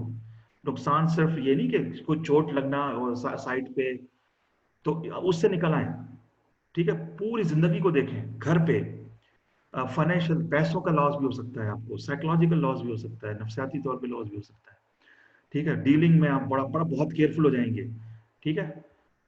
और सोचें कि हर जगह हैजर्ड है, कहीं से भी कुछ भी खतरा मुझे आ सकता है, तो आंखें खोल के, दिमाग खोल के, शऊर की आंख को खोल के, तो ये this will help you tremendous, ठीक है। यहाँ तक कि जब से मैं पढ़ा रहा हूँ सेफ्टी, तो ये और इतनी इंटरेस्टिंगली होती है कि यहाँ तक कि एक बच्चा कोर्स करके गया, तो वो बाकायदा करने लगा, सर आपकी बात से मैं इतना मुतासर हुआ कि मैं मेरे घर वाले जो है ना वो शादी पे जोर दे रहे हैं, अब मेरी शादी की उम्र हो गई है, तो मैंने बाकायदा रिस्क असेसमेंट तैयार किया है शादी का, समझे जी? तो शादी का रिस्क क्या बात, तैयार कर लिया उसने, ठीक है। उसने बाकायदा हैजर्ड लिखे, और बाकायदा उसने वो बड़ा इंटरेस्टिंग एक्सरसाइज है, वो मैंने शेयर भी किया अपनी वॉल पे, कि भाई ये हैजर्ड्स हैं, ये रिस्क आ सकते हैं, और ये मैं कंट्रोल में लगाने जा रहे हैं हम लोग, वो बाकायदा उसने कंट्रोल भी लगाया, ठीक है। तो दिस इज क्वाइट इंटरेस्टिंग, जब आपको कॉन्सेप्ट समझ में आ जाता है। रट्टे की जरूरत, रट्टा तो रट्टे में तो कुछ समझ में आता ही नहीं ना, रट्टा तो अल्फाज का रट्टा होता है, जब एक कॉन्सेप्ट समझ में आएगा तो उसको आप हर जगह अप्लाई करेंगे, ठीक है, और आपको हर जगह फायदा देगा। तो ये जो हैजर्ड रिकॉग्निशन है, we do it regularly in our daily life, हम रोजाना की रोजमर्रा की जिंदगी में कर भी रहे होते हैं, ठीक है। मजे की बात यह है कि आप सेफ्टी ट्रेनिंग लें या ना लें, आप गैर शऊरी तौर पे ये हैजर्ड रिकॉग्निशन कर रहे होते हैं, ठीक है। लेकिन जब आप सेफ्टी ट्रेनिंग ले लेंगे तो आपको अंदाजा होगा, अच्छा ये हैजर्ड रिकॉग्निशन मैं करता हूँ, ठीक है। मिसाल के तौर पे आप बाइक पे कहीं जा रहे हैं, गाड़ी पे कहीं जा रहे हैं, खड्डा आ गया, ठीक है, खड्डे से बचाते हैं ना अपनी बाइक को या गाड़ी को, तो ये क्या कर रहे हैं, हैजर्ड को पहचान के अपने आप को बचा रहे हैं। ये डेली बेसिस पे कर रहे होते हैं आप। जी जी शकील। जैसे सर सिक्स सेंस जो हमारी महसूस कर रही होती है हाँ, खतरात को। जबरदस्त, सिक्स सेंस, बिल्कुल। मैं तो ये कहता ही हूँ कि सेफ्टी आपकी सिक्स सेंस है, छठी हिस्से। जितनी ज्यादा आपकी शार्प होगी, और ये सेफ्टी ट्रेनिंग से, सेफ्टी की मटेरियल पढ़ने से, सेफ्टी की ट्रेनिंग मेंटोर एनवायरनमेंट में आने से ये बहुत शार्प होती है, ठीक है। अच्छे कंपनी में काम करने से, कल्चर, अच्छे कल्चर में काम करने से आपकी सेफ्टी की हिस्स, यानी छठी हिस्स, सेफ्टी आपकी छठी हिस्स है, तो ये शार्प होगी, आपकी तेज होगी, ठीक है। जिस तरह खुद अल्लाह ताला ने हमें 5 हिस्से दिए हैं, सूंघने की, चखने की, देखने की, ठीक है, 5 हिस्से, इसी तरह ये सेफ्टी आपकी छठी हिस्सा है। ये आपके ऊपर है कि आप इसको कैसे तेज करते हैं, या इसको अपनाते हैं, या सिर्फ इसका इस्तेमाल करते हैं। कुदरत ने आपको दी है, ठीक है। जितने भी हादसा हम देखते हैं, बेसिकली उसका प्रॉब्लम वही है कि वो छठी हिस्स को इस्तेमाल नहीं करते अपनी, या हैजर्ड्स को रिकॉग्नाइज नहीं करते कि भाई यहाँ हैजर्ड है, दिस इज हैजर्ड, ठीक है जी। तो जब तक आप हैजर्ड को आइडेंटिफाई नहीं करेंगे, रिकॉग्नाइज नहीं करेंगे, मानेंगे नहीं कि ये हैजर्ड है, खतरा खतरा है, तो जाहिर है जब खतरे को खतरे नहीं मानेंगे तो आप दिमाग में सोच नहीं सकेंगे भाई ये मुझे नुकसान भी पहुंचा सकता है। और जाहिर है आजकल के बच्चे से भी पूछें अगर 2 साल के, तो किसी को नुकसान नहीं चाहिए किसी भी तरह का। क्या खैर ऐसा ही है ना, आप में से किसी को किसी भी तरह का नुकसान चाहिए, लॉस, नहीं साहब बिल्कुल, किसी भी तरह का लॉस किसी को नहीं चाहिए, फॉर श्योर, ठीक है। कॉन्शियसली, शऊरी तौर पे अगर हम पूछें, लेकिन ये कब मुमकिन है, जब आप पहला स्टेप पूरा करें, यानी हैजर्ड रिकॉग्निशन, हैजर्ड को पहचाने। इसको मैं कहता हूं खतरे को पहचान प्यारे, खतरे को पहचान प्यारे, ठीक है। हमारी एक डिफेंसिव ड्राइविंग डीडीसी ड्राइवर्स की ट्रेनिंग होती है, क्योंकि मेरे पास ये नेशनल सेफ्टी काउंसिल अमेरिका का ये ऑथराइजेशन है, तो जब मैं पढ़ाता हूँ तो 3 स्टेप्स, जब भी आप ड्राइविंग करते हैं गाड़ी पे या बाइक पे, तो 3 चीजें जहन में रख के गाड़ी चलाएंगे तो महफूज रहेंगे, ठीक है। अब वो उन्होंने इंग्लिश में स्टेप्स बताए हुए, ड्राइवर्स तक जाहिर है आपको आसान उर्दू में पहुंचानी होती है, ठीक है। वो तो मैंने उसको उर्दू में ट्रांसलेट करके, भाई पहली चीज है खतरे को पहचान प्यारे। जब तक आप खतरे को नहीं पहचानेंगे, अलर्ट नहीं होंगे। अब ये कब होगा, जब ड्राइवर अलर्ट है। मिसाल के तौर पे एक रोड पे गाड़ी चलाते हैं, अचानक से सामने कोई जानवर आ गया, खड्डा आ गया, रोड कर्व है, मोड़ आए, ये सारा खतरे है ना। रोड स्लिपरी है, बारिश हो रही है, रोड पे फोग आ गई, धुंध। अब पंजाब में सर्दियों के टाइम में धुंध होती है, खतरा। खतरे को पहचान प्यारे, खतरे को नहीं पहचानेंगे तो आप ये पहला स्टेप है, आप कोई कंट्रोल भी नहीं लगा सकेंगे, और आप कहेंगे भाई कुछ भी नहीं होगा, और उसके बाद बस तैयार है नुकसान के लिए। तो पहला कदम खतरे को पहचान प्यारे, दूसरा कदम खतरे से अपना बचाव सोच प्यारे, और तीसरा जो सोचा है उस पर अमल कर प्यारे, ठीक है। बस ये 3 कदम न सिर्फ गाड़ी चलाते हुए बल्कि वर्क प्लेस पे काम करते हुए, जिंदगी में कहीं पे भी 3 कदम है, खतरे को पहचान प्यारे, अपना सेफ्टी सोच प्यारे, और उस सेफ्टी पे अमल कर प्यारे। That's it, okay. तो हैजर्ड्स पे अगर हम बात करें, ये हर जगह मौजूद हैं। Purpose of hazard identification is to recognise a hazard and control before it can turn into accident, ठीक है। जितने भी एक्सीडेंट्स हम दुनिया में देख रहे हैं, उससे पहले कहीं ना कहीं हैजर्ड मौजूद होगा। Unfortunately people are unable to identify hazards, ठीक है। अब जब हम कंपनी की बात करते हैं, वर्क प्लेस की, तो कंपनियां इस बात में, हर कंपनी इंटरेस्टेड होती है कि भाई किसी तरह का लॉस ना हो, लोग काम पे आ रहे हैं किसी तरह, तो कंपनी चाहेगी कि भाई आप सारे लोग हैजर्ड्स को आइडेंटिफाई करें। किसी भी साइट पे आप हैं, आप कंस्ट्रक्शन पे हैं, आप ऑयल एंड गैस की साइट पर हैं, आप पावर प्लांट पर हैं, आप हॉस्पिटल में हैं, आप होटल में हैं, किसी भी साइट पे आप वर्कर काम कर रहे हैं। अब मैं आपको बड़े काम की बताऊं। अब देखें, ये जो हैजर्ड आइडेंटिफिकेशन है, ये अब एज अ सेफ्टी ऑफिसर, जो लोग नौकरी पर हैं और जो लोग इंशाल्लाह आ जाएंगे जल्द, as a safety officer, safety engineer, safety professional, this is your duty, this is your job to train all workers to identify hazards at site, at work. ये अगर आपने कर दिया, ठीक है, तो अच्छा सेफ्टी ऑफिसर वो नहीं है जो खुद अच्छे जो हैजर्ड्स को आइडेंटिफाई करके लेकर आता है, बल्कि वर्कर्स को इतनी ट्रेनिंग दे देता है कि वर्कर्स खुद हैजर्ड्स को आइडेंटिफाई करते हैं और रिपोर्ट करते हैं। ये बड़ी इंपॉर्टेंट जॉब है, यानी हर एक को सेफ्टी वाला बना दे। एक सेफ्टी में एक टाइम था कि साइट पे बहुत सारे बंदे होते थे सेफ्टी के। मिसाल के तौर पे मैंने एक प्रोजेक्ट पे काम किया, वहां पे कोई 30 लोग थे, 30-35 लोग थे सेफ्टी के, तकरीबन कोई 13-14 साल पहले। लेकिन अब जो दौर आ रहा है उसमें कंपनीज इंटरेस्टेड नहीं है कि इतने सारे सेफ्टी वालों को रखें। मेरी बात तवज्जो सुनिएगा, कंपनीज इस बात में इंटरेस्टेड है कि सिर्फ एक को रखें और वो सबको ट्रेनिंग दे सेफ्टी की। मेरा पॉइंट समझे आप? समझ में आई बात? जी क्या चीज है ये? पहली बात तो ये समझ में आई है कि जावा पर चोरी जा रही है। हाँ, किस किस चीज की ट्रेनिंग दे? सबसे पहले तो सर हैजर्ड आइडेंटिफिकेशन, हैजर्ड ये मेन है, ये असेसमेंट, बिल्कुल। ये और बेसिक चीज, एडवांस आ इसके सकते बारे में। जी जी शकील। जी सर। ओके, कोई मैं समझा कोई क्वेश्चन था आपका? नहीं सर नहीं। ओके ओके, ठीक है जी। तो ये साइट पे अगर आप लोगों को ये ट्रेनिंग देना हैजर्ड आइडेंटिफिकेशन की आपका काम है, ठीक है। आप इसका ट्रेनिंग प्रोग्राम डिजाइन करते हैं और हर एक को आप ये hazard identification. All uncontrolled hazards lead to accident, ठीक है। हैजर्ड को आइडेंटिफाई कर लिया, लेकिन अगर उस पर कोई कंट्रोल नहीं लगाया, रिस्क, अगला कदम है रिस्क को असेस करना, ठीक है। रिस्क असेसमेंट, ये दूसरा स्टेप है। ये समझिए सेफ्टी साइकिल है। सेफ्टी साइकिल का पहला स्टेप है हैजर्ड आइडेंटिफिकेशन, दूसरा है रिस्क असेसमेंट, और तीसरा, थर्ड वन क्या है जी? Hazard identification. थर्ड वन, तीसरा, ये आप इधर नहीं बताएंगे। फिर उसके कंट्रोल मेजर्स। कंट्रोल लगाना, कंट्रोल लगा के है बस उसको हैजर्ड को खत्म करना या उसको रिड्यूस करना, बस सिंपल, ठीक है। नहीं करेंगे तो हादसा आपका वेट कर रहा है, ठीक है।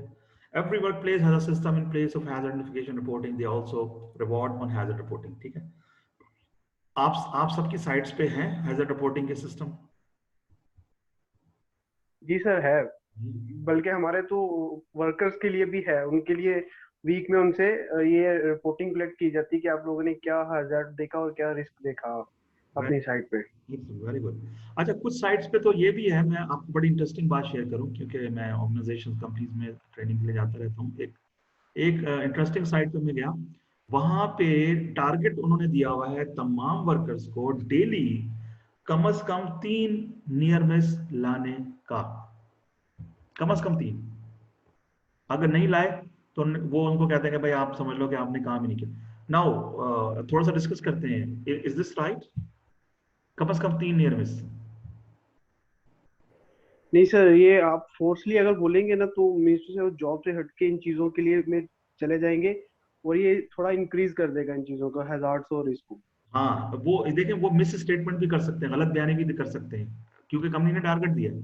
और टारगेट जो लोग अचीव कर रहे हैं रेगुलरली पूरे महीना, यानी 30 दिन तक हर एक वर्कर कोई रोजाना 3 नियर मिस लेकर आया, ठीक है, या अनसेफ एक्ट या अनसेफ कंडीशन लेकर आया, तो कंपनी उस पर रिवॉर्ड कर रही है, ठीक है। अब इस चक्कर में जाहिर है हो सकता है कि वो उसको कोई डेली नियर मिस नजर ना आया हो, लेकिन 3 रिपोर्ट कर दी उसने, ठीक है। तो it should be actual, it should be actual. तो मैंने उनको सजेस्ट किया कि भाई अगर आप इसको एक्चुअल पे लेके जाएं तो दैट इज मोर इफेक्टिव, बजाय इसके कि आप उसको कहें कि भाई रोजाना हर वर्कर 3 नियर मिस लेकर आएगा। दिस लुक्स अजीबोगरीब and this looks weird. Alright जी। अच्छा, ये जिस तरह आईक्यू होता है हमारा पढ़ने के लिए कि बहुत बड़ा बड़ा आप कहते हैं ना कि भाई फला बंदे का आईक्यू बहुत तेज है, बड़ा ज़हीन है, बड़ा, हम तो सारी रात पढ़ते रहते हैं और वो पढ़ता भी नहीं और एग्जाम पास कर लेता है और ब्ला ब्ला, तो आईक्यू उसका बहुत तेज होगा। इसी तरह हैजर्ड का आईक्यू होता है, हैजर्ड आईक्यू, ठीक है। हैजर्ड आईक्यू जितना तेज होगा उतना ज्यादा आप मुख्तलिफ किस्म के नुकसानात से महफूज रहेंगे। कैसे तेज कर सकते हैं हैजर्ड आईक्यू को? एग्जाम्पल्स, ट्रेनिंग और अवेयरनेस, कल्चर, कंपनी में जितना कल्चर अच्छा, strong positive culture, safety culture बनाएंगे उतना ज्यादा लोगों का हैजर्ड आईक्यू तेज होगा। देखें ना, कंपनी में अगर कल्चर नहीं है, ज्यादातर लोग अनसेफ काम कर रहे हैं, मैनेजमेंट इंटरेस्टेड नहीं है, तो क्या हैजर्ड आईक्यू लोगों का तेज होगा? रिपोर्ट करेंगे और देखेंगे? नो, वो ऐसे गुजर जाएंगे। वो हो सकता है वो देखें लेकिन वो कहेंगे कि भाई कंपनी में कल्चर ही नहीं। कल्चर बहुत important, this is the root cause. Culture और मैनेजमेंट की कमिटमेंट जब तक नहीं आएगी आपके इदारे में, आप इफेक्टिव कंट्रोल नहीं लगा सकते और ट्रेनिंग अच्छी नहीं दे सकते और हैजर्ड आईक्यू तेज नहीं कर सकते। मोटिवेशन, कल्चर के अलावा हैजर्ड आईक्यू को पॉलिश करने के लिए, तेज करने के लिए आपको मोटिवेट करना होता है, वर्कर्स को इंसेंटिवाइज करना होता है, हौसला अफजाई करनी होती है कि भाई ज़्यादा से ज़्यादा आप हैजर्ड्स को आप देखें, तलाश करें, रिपोर्ट करें, बताएं, ठीक है। तो कोई इनाम जैसे सेफ्टी अवार्ड वो भी दिए जाते हैं, रिवॉर्ड भी दिए जाते हैं, ठीक है जी। Motivation, positive motivation, past experience, past experience, ये बड़ी इंटरेस्टिंग बात है। हैजर्ड आईक्यू आपकी तेज हो जाएगी अगर अगर जिसको कहते हैं ना उर्दू, एक मशहूर बड़ा मशहूर मुहावरा है, ठोकर खा के इंसान को सबक मिलती है। सुना है मुहावरा? जी ठोकर खा के इंसान को सबक मिलती है, ठीक है। तो एक बार अगर आपको किसी बंदे से, किसी डीलिंग में अगर कोई एक बंदे से लगा लें, ठीक है, कोई एक्सपीरियंस हो जाए, तो पास्ट एक्सपीरियंस हो गया ना, तो उसके बाद फिर आपको लगेगा भाई ये बंदा रिस्की है, यहाँ पे हैजर्ड है, ठीक है, तो दोबारा आप डील नहीं करेंगे ना। या मिसाल के तौर पे आपके बाइक पे जा रहे हैं, आपके घर के बाहर एक बड़ा सा जंप, बड़ा स्पीड ब्रेकर है, बहुत बड़ा हम्प है, ठीक है, आपने देखा नहीं और एकदम से बाइक उछली, तो एक और आपकी बचत हो गई, लेकिन आप बाकायदा आपने जंप किया, ठीक है, ड्यू टू स्पीड ब्रेकर। अब ये आपके एक्सपीरियंस में एक चीज आ गई, तो दोबारा जब आप बाइक पे जब जाएंगे उसी रास्ते से, तो क्या होगा जी?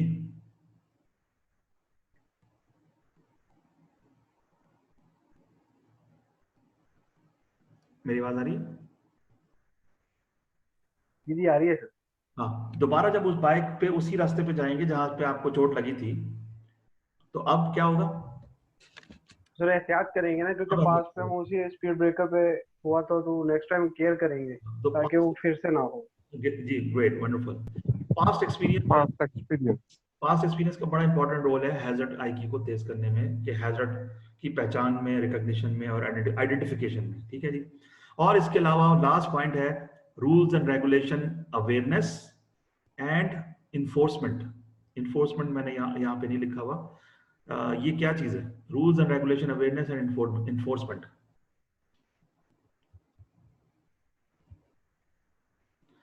देखिए, ये मतलब रूल्स एंड रेगुलेशंस के बारे में अगर लोगों को पता नहीं होगा तो उसको फॉलो कैसे करेंगे?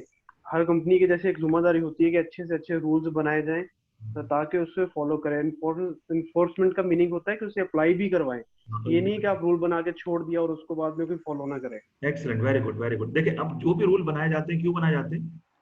लोगों की सेफ्टी के लिए, ठीक है। अब रूल्स और रेगुलेशन का जब पता ही नहीं होगा, जब अवेयरनेस नहीं दी आपने, ट्रेनिंग नहीं दी, इंडक्शन में ही बात नहीं की, तो जितना ज्यादा अवेयरनेस होगा उतना ज्यादा हैजर्ड को वो पहचान सकेंगे, रिकॉग्नाइज कर सकेंगे, आइडेंटिफाई कर सकेंगे। ये रूल्स एंड रेगुलेशन बहुत कई तरह के हो सकते हैं, ठीक है। ये अगर हम बात करें international law, international code of practice, best practices, national law और स्टैंडर्ड्स, और समटाइम्स इंडस्ट्री के स्टैंडर्ड्स होते हैं, बेंचमार्क होते हैं, कंपनी के अपने स्टैंडर्ड्स, रूल्स, रेगुलेशन होते हैं, ठीक है, ये बहुत सारे हो सकते हैं, ISO के हो सकते हैं, ILO के हो सकते हैं, OSHA के हो सकते हैं, नेशनल लॉज हो सकते हैं। तो इन सब की अवेयरनेस, रूल्स एंड रेगुलेशन की, this is very much important. ये जब तक अब पता नहीं होगा लोगों को कि इस मामले में उन्हें क्या करना चाहिए, उस वक्त तक हैजर्ड को आइडेंटिफाई नहीं कर सकेंगे। ऑलराइट जी। अच्छा, ये एक छोटी सी क्लास एक्टिविटी, इसको हम असाइनमेंट पर डालेंगे। जब मैं आपको असाइनमेंट दूंगा ना, तो ये उस वक्त ही हम इसको निपटाएंगे। अच्छा, ये हैजर्ड असेसमेंट, ये एक ओशा की भी एक रिक्वायरमेंट होती है। जब मैं ओशा टीच करता हूँ तो उसमें ये बड़ा इंपॉर्टेंट जिक्र होता है हैजर्ड असेसमेंट का। ठीक है, अब आपने अपनी ऑर्गेनाइजेशन में आपकी कंपनी ने आपको कहा कि भाई हैजर्ड असेसमेंट करके लेकर आओ। ठीक है, हैजर्ड असेसमेंट के लिए जो फैक्टर्स आपको चाहिए वो क्या क्या है? ठीक है, ये बड़े काम की स्लाइड है। नेचर ऑफ बिजनेस का मतलब ये है कि आपकी कंपनी क्या काम करती है। ठीक है, जिस तरह का काम उस तरह का हैजर्ड। मिसाल के तौर पे अगर यासिर रजा ये काम करते हैं कंस्ट्रक्शन कंपनी में, ठीक है, और अगर आबिद अली काम करते हैं, एग्जाम्पल दे रहा हूं मैं, एग्जाम्पल के, ये किसी लॉजिस्टिक्स कंपनी में काम करते हैं, कोरियर कंपनी में, ठीक है, तो और दोनों ने अगर हैजर्ड असेसमेंट करना है अलग अलग अपनी अपनी कंपनी का, तो क्या ख्याल है दोनों का जो हैजर्ड्स हैं क्या सिमिलर आएंगे या अलग अलग आएंगे? फर्क आएगा ना, डिफरेंस आएगा ना। जी सर, अलग अलग आएंगे। एक कोरियर कंपनी में किस तरह का हैजर्ड्स आ सकते हैं, किस तरह के जनरली अगर सोचें? सर कोरियर कंपनी में उसका lift and shift, travelling, handling, like that ऐसे आ जाएंगे सारे। ट्रैवलिंग, हैंडलिंग, बिल्कुल, स्लिप्स एंड ट्रैप्स, इस तरह के। कंस्ट्रक्शन की अगर बात करें तो फॉल फ्रॉम हाइट, एक्सकवेशंस, ठीक है, ये मेन बड़े बड़े इलेक्ट्रिकल ये हैजर्ड्स आएंगे। तो nature of the business hazard assessment के लिए ये फैक्टर्स ध्यान में रखिएगा कि कंपनी काम क्या करती है। ठीक है, size of the business, business कितना, कंपनी कितनी बड़ी है। छोटी कंपनी में काम कर रहे हैं तो ऑफ कोर्स कम हैजर्ड्स होंगे। आप रिफाइनरी में काम कर रहे हैं, oh my god, so there is a bunch of hazards. ठीक है, आप on daily basis you may come across lot of hazards. ठीक है, जितने भी एम्प्लॉय होंगे, कॉन्ट्रैक्टर के एम्प्लॉयज होंगे, रोजाना हैजर्ड्स ला रहे होंगे। ठीक है, तो साइज ऑफ द बिजनेस, यानी बिजनेस कितना बड़ा है, छोटा बिजनेस, बड़ा बिजनेस, बिजनेस जितना बड़ा उतने ज्यादा हैजर्ड्स। टेक्नोलॉजी एंड इक्विपमेंट्स, किस तरह की टेक्नोलॉजी आप यूज कर रहे हैं अपने बिजनेस में। ठीक है, यानी काम करने का तरीका क्या है आपका। इक्विपमेंट देखा ना, कुछ कंपनीज में इक्विपमेंट यूज होते हैं बड़े सेफ, कुछ कंपनी में बड़े अनसेफ इक्विपमेंट यूज होते हैं। मिसाल के तो एक हम एग्जांपल ले लें कि कुछ इंडस्ट्री में ऑटोमेशन होती है बहुत ज्यादा। ऑटोमेशन समझते हैं? ऑटोमेशन यानी रोबोटिक। जी रोबोट यानी पेंटिंग ही ले लें तो अब ये अगर गाड़ी का प्लांट है, गाड़ी बनाने का, जैसे टोयोटा, तो वो इतनी ज्यादा गाड़ियां बना रहे हैं कि फिर वो पेंटिंग जो है वो रोबोट से करवाते हैं। ऑटोमेशन बहुत ज्यादा। ठीक है, तो इसके मुकाबले में कोई और कार प्लांट है छोटा, ठीक है, तो उनके पास ये रोबोटिक फैसिलिटी नहीं है। ठीक है, वो मैनुअली काम करवा रहे हैं अपने वर्कर से मैनुअली, तो वहां पे हेल्थ इश्यूज बहुत आएंगे।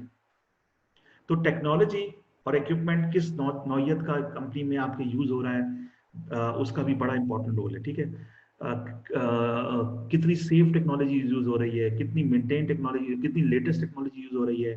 ठीक है, इसका बहुत इस पे आपके हैजर्ड्स पे और हैजर्ड असेसमेंट पे बहुत गहरा इम्पैक्ट। डेमोग्राफिक्स, ये क्या है? ये जरा काम का पॉइंट है, किसी को आइडिया है डेमोग्राफिक्स का? ये जी सर, ये बेस्ड ऑन पॉपुलेशन, यानी कि वहाँ पे लोगों की बुनियाद पे किया जाता है। जी, population is one of the factors.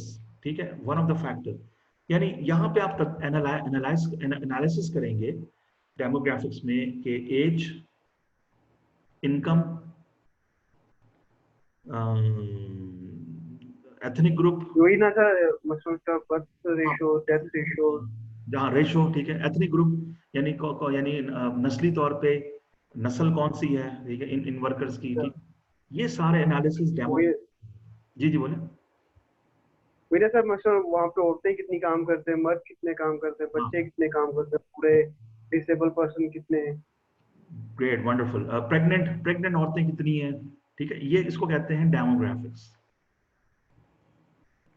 अब जितने ज्यादा किसी जगह किसी वर्क प्लेस पे अगर यंग वर्कर बहुत ज्यादा है, ये डेमोग्राफिक्स में आ गए, तो आपके ख्याल में हैजर्ड ज्यादा होगा या कम होगा? यंग वर्कर्स बहुत ज्यादा है, कम होगा सर जी। कैसे कम होगा? ज्यादा होगा सर। नहीं, ये यासर ही बताएंगे, सोच के बताएं। देखिए, यंग वर्कर में बात कर रहा हूँ 15-16 साल के बच्चे।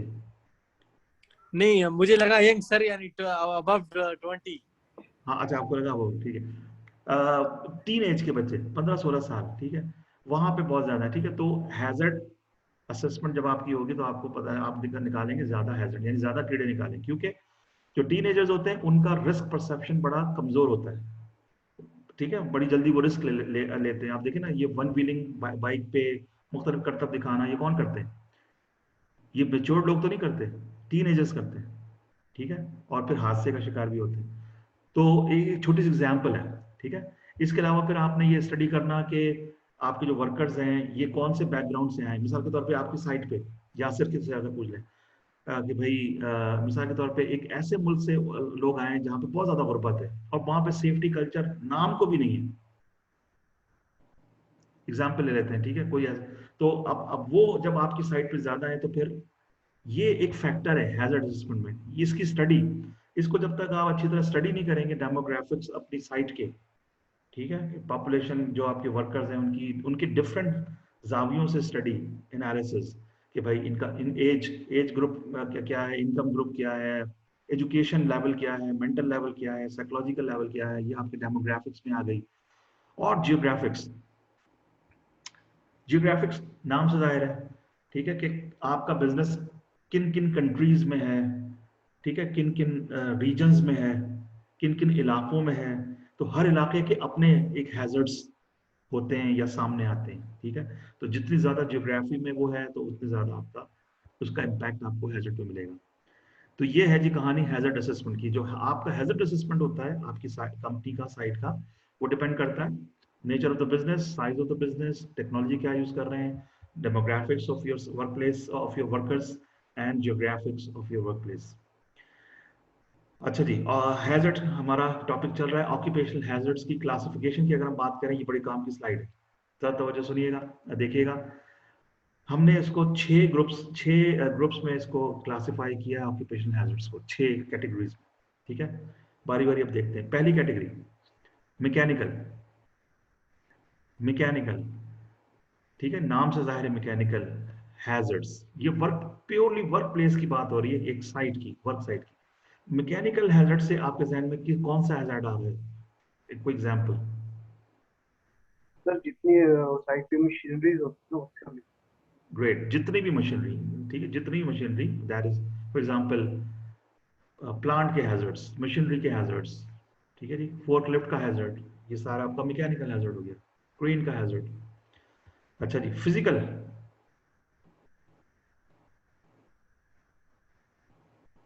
फिजिकल हैजर्ड ये सेकंड कैटेगरी है, ठीक है। ये इससे कुछ कोई मफहूम जहन में आ रहा है? फिजिकल हैजर्ड किस तरह का हो सकता है साइट पे? सोचें सोचें।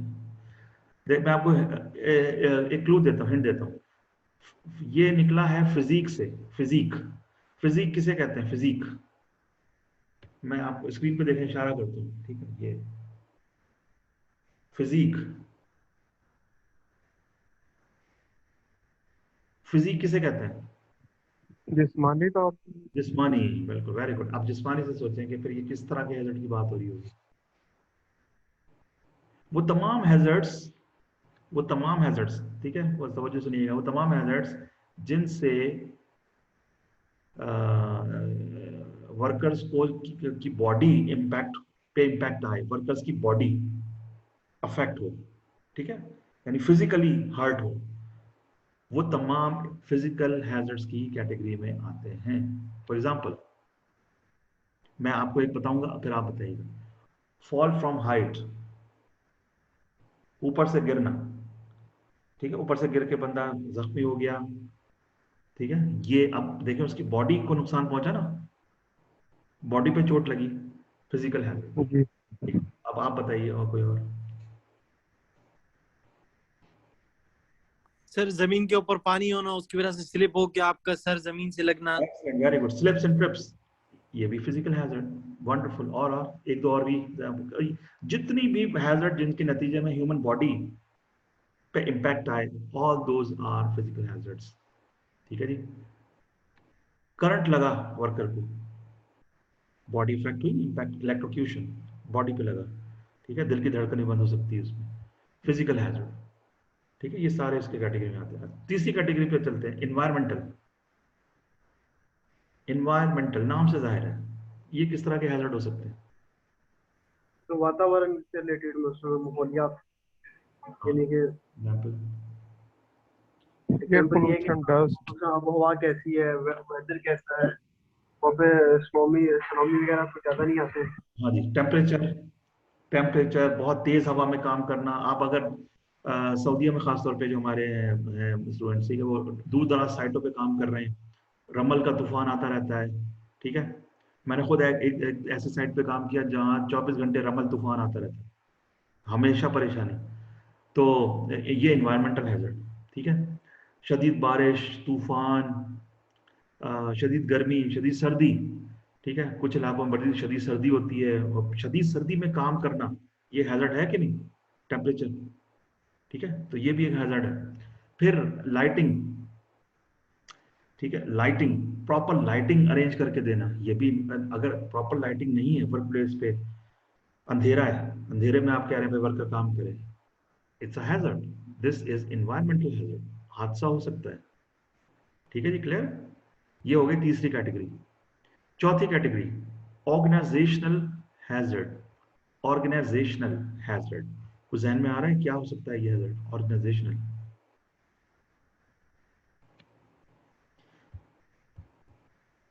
ओके, वो तमाम हैजर्ड्स जो एक ऑर्गेनाइजेशन के मखसूस कल्चर और सिस्टम की वजह से, मखसूस कल्चर और सिस्टम की वजह से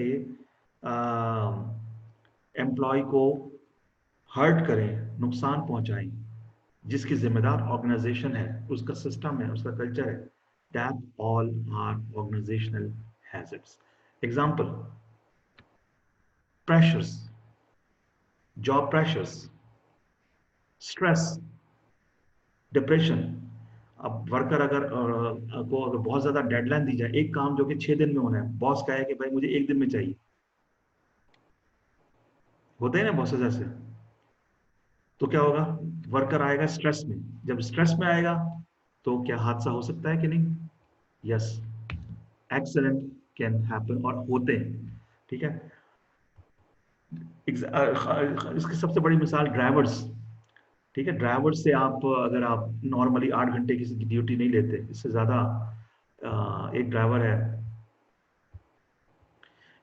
है जो कि 8 घंटे गाड़ी चलाकर आया, ठीक है, आपने एक और शिफ्ट उसको लगा दिया, भाई एक और गाड़ी चलाओ मजीद 8 घंटे के लिए, ठीक है, तो क्या हादसा हो सकता है? नहीं होता। ये है ऑर्गेनाइजेशन हैजर्ड। ठीक है, यहाँ पे ऑर्गेनाइजेशन को कंट्रोल लगाने हैं कि भाई वर्कर्स को आप इतना वर्क प्रेशर दें, इतना डेडलाइन दें कि वो जो कि रियलिस्टिक हो। अनरियलिस्टिक, ये ऑर्गेनाइजेशन हैजर्ड है। ऑर्गेनाइजेशन को अपना सिस्टम ठीक करना है, कल्चर ठीक करना है, निजाम ठीक करना है। ठीक है, पांचवा, नाम से जाहिर है, all chemical hazards, chemicals, gases, ये सब इस कैटेगरी में आती है। छठा, बायोलॉजिकल हैजर्ड। ये क्या हो सकता है जी? नाम, ये भी नाम से जाहिर है, लिविंग ऑर्गेनिज्म, जितने भी लिविंग ऑर्गेनिज्म हैं वो सारे, वो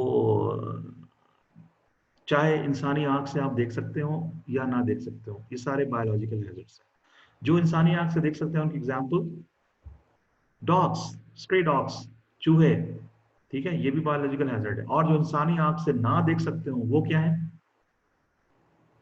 virus, bacteria, virus, bacteria, fungus, ये 3 मेजर कैटेगरीज हैं। ठीक है, बायोलॉजी अगर आपने अगर रट्टे से नहीं पढ़ी थी स्कूल में तो अभी तक कॉन्सेप्ट समझी थी, अगर टीचर अच्छा था आपका तो अभी तक आपको समझ होगी उसकी कि भाई ये 3 मेजर कैटेगरीज हैं। Virus, bacteria and fungus. ठीक है जी,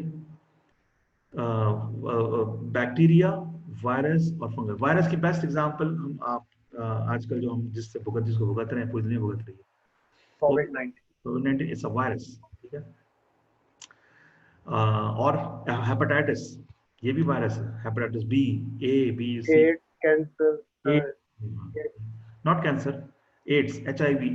ठीक है, इसी तरह इन्फ्लुएंजा, छींकते हैं आप, ये भी एक वायरस है, इन्फ्लुएंजा। ठीक है, बैक्टीरिया की एग्जांपल, बैक्टीरिया जो है वो आप इसकी एग्जांपल आप ले लें, एक बैक्टीरिया है जी एच पाइलोरी।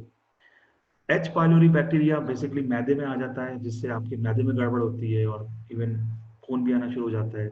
ये अक्सर लोगों को खाने के बाद दर्द, जैसे खाना खाते हैं दर्द होता है, तो ये बैक्टीरिया होता है एच पाइलोरी, जो गंदे खाने के जरिए, गंदे पानी के जरिए निज़ाम हजम में चला जाता है और इन्फेक्शन होता है। ये ध्यान में रखिएगा हमेशा कि बैक्टीरिया से हमेशा इन्फेक्शन होगा, वायरस से हमेशा वायरल इन्फेक्शन होगा, लेकिन बैक्टीरियल इन्फेक्शन अलग होता है, वायरल इन्फेक्शन अलग होते हैं, दोनों अलग अलग कैटेगरीज हैं। ठीक है, और तीसरी है फंगस। ये फंगस कहाँ होती है? ये बड़े काम का पॉइंट है, डेली लाइफ में हम देखते हैं फंगस। अच्छा, एक बात बड़े काम की मैं आपको बता रहा हूं, बैक्टीरिया, गुड बैक्टीरिया भी होते हैं और बैड बैक्टीरिया भी होते हैं। बैड बैक्टीरिया वो होते हैं जो इंसान के किसी एक अंदर या बाहर किसी एक बॉडी सिस्टम पे हमला करते हैं। जब वो हमला करते हैं तो उसको कहते हैं इन्फेक्शन। ठीक है, मिसाल के तौर पे आपके गला सांस लेने का निजाम, इसको कहते हैं रेस्पिरेटरी ट्रैक्ट। ठीक है, रेस्पिरेटरी ट्रैक्ट इन्फेक्शन, RTI, ये बहुत मशहूर, आपने सुना होगा, जहां से आप सांस लेते हैं, यहाँ पे अगर इन्फेक्शन आ जाए, बैक्टीरिया हमला कर दे, ठीक है, तो आपको RTI हो जाता है और आप एंटीबायोटिक लेते हैं। इसके लिए आप एंटीबायोटिक मेडिसिन लेते हैं। ठीक है, मिसाल के तौर पे ऑगमेंटिन, एमॉक्सल, ये एंटीबायोटिक है। अच्छा, अगर हम बात करें हाँ गुड बैक्टीरिया और बैड बैक्टीरिया की, तो बैड बैक्टीरिया वो है जो हमला कर रहे हैं आपके निजाम पे और इन्फेक्शन काज कर रहे हैं। गुड बैक्टीरिया कौन से हैं? सर गुड बैक्टीरिया वो हो सकते हैं जैसे कि अपना नाम क्या है, पेट में जैसे हमारे होते हैं गुड बैक्टीरिया जो एसिड्स को मारते हैं, खत्म करते हैं उनको। हाँ, एग्जाम्पल, वो एग्जाम्पल, ओके, डेली लाइफ से आपको बताता हूं एग्जाम्पल। दही, दही बेसिकली बैक्टीरिया है, but this is a good bacteria जो आपके निजाम हजम को चाहिए। ठीक है जी, this is good bacteria, this is not bad bacteria. ये भी बैक्टीरिया है, दही बेसिकली इट्स अ बैक्टीरिया। ठीक है, लेकिन आपके निजाम हजम, जैसे आपने बताया कि निजाम हजम के लिए आपको, जब आप दही खाते हैं तो आपका निजाम हजम ठीक करता है, तो ये बेसिकली बैक्टीरिया, लेकिन good bacteria, not bad bacteria. ठीक है, ये आपके बॉडी को चाहिए, निजाम हजम को चाहिए। फंगस, तीसरी कैटेगरी पे आ जाए, फंगस। फंगस की बेस्ट एग्जाम्पल, खासतौर पे हमारे जो सऊदीया में स्टूडेंट्स हैं, रोटी कौन सी खाते हैं?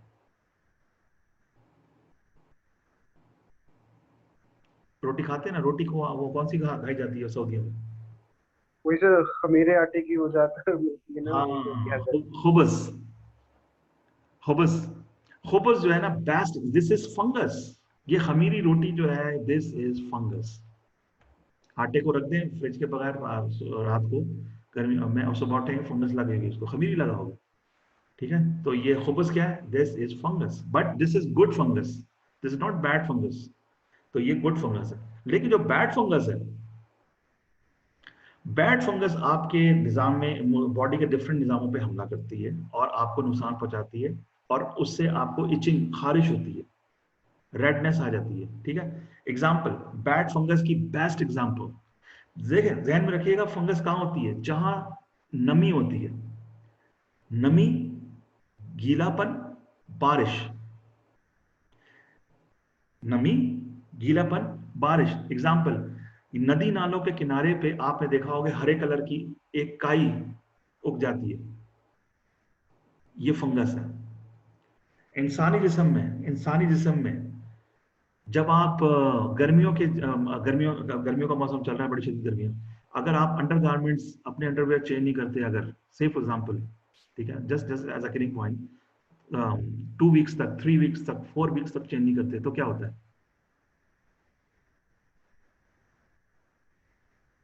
जी, एलर्जी का। Allergy. This is fungus, this is fungus. ये, यस। हाँ, ये जो अंडर आर्म्स, ये जो बगलों के नीचे का एरिया है, ठीक है, ये अगर आप साफ नहीं रखेंगे, क्लीन नहीं रखेंगे, ठीक है, क्योंकि ये नमी है, नमी यहाँ पे आती है ना, नमी आ जाती है, तो जहाँ पे नमी आती है और वहाँ पे हाइजीनिक कंडीशंस मेंटेन नहीं होती, वहाँ फंगस आ जाता है, बैड फंगस आ जाता है। वहाँ आपको इन खारिश होगी, इचिंग होगी, रेडनेस आएगी, इन्फ्लेमेशन होगी, और वहाँ पे आपको एंटी फंगल कोई टैबलेट या क्रीम लेनी होगी, डॉक्टर के पास जाएंगे, वो आपको एंटी फंगल क्रीम लिख के देगा। मिसाल के तौर पे कैनेस्ट्रीन, अगर किसी ने यूज की हो, ट्रावोकॉट अगर किसी ने यूज की हो, ये मशहूर एंटी फंगल क्रीम है, ठीक है। जो लोग जहाजों पे नौकरियां करते हैं, शिप पे, बहरी जहाजों पे, ठीक है, वो जब जाते हैं जहाज पे तो अपने साथ कार्टन के कार्टन एंटी फंगल क्रीमें लेके जाते हैं, कार्टन के कार्टन। रीजन,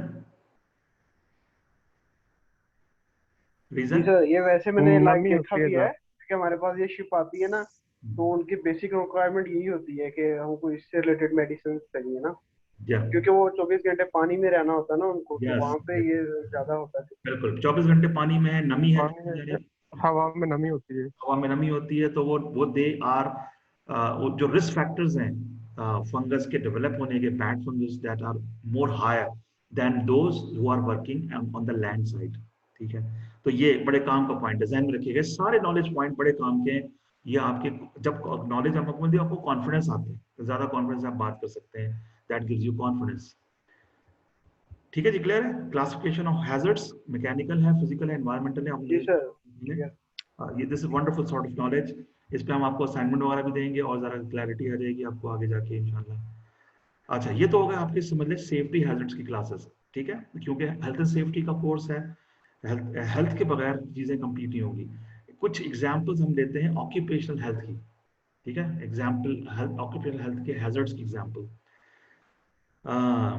ऑक्यूपेशनल हेल्थ यानी काम की वजह से हेल्थ इश्यूज, एग्जाम्पल आई और स्किन इरिटेशन, ठीक है, ये कौन से वर्कर्स को हो सकती है या होती है, आई एंड स्किन इरिटेशन? सर, जो ग्राइंडिंग और वेल्डिंग का काम करते वेल्डर।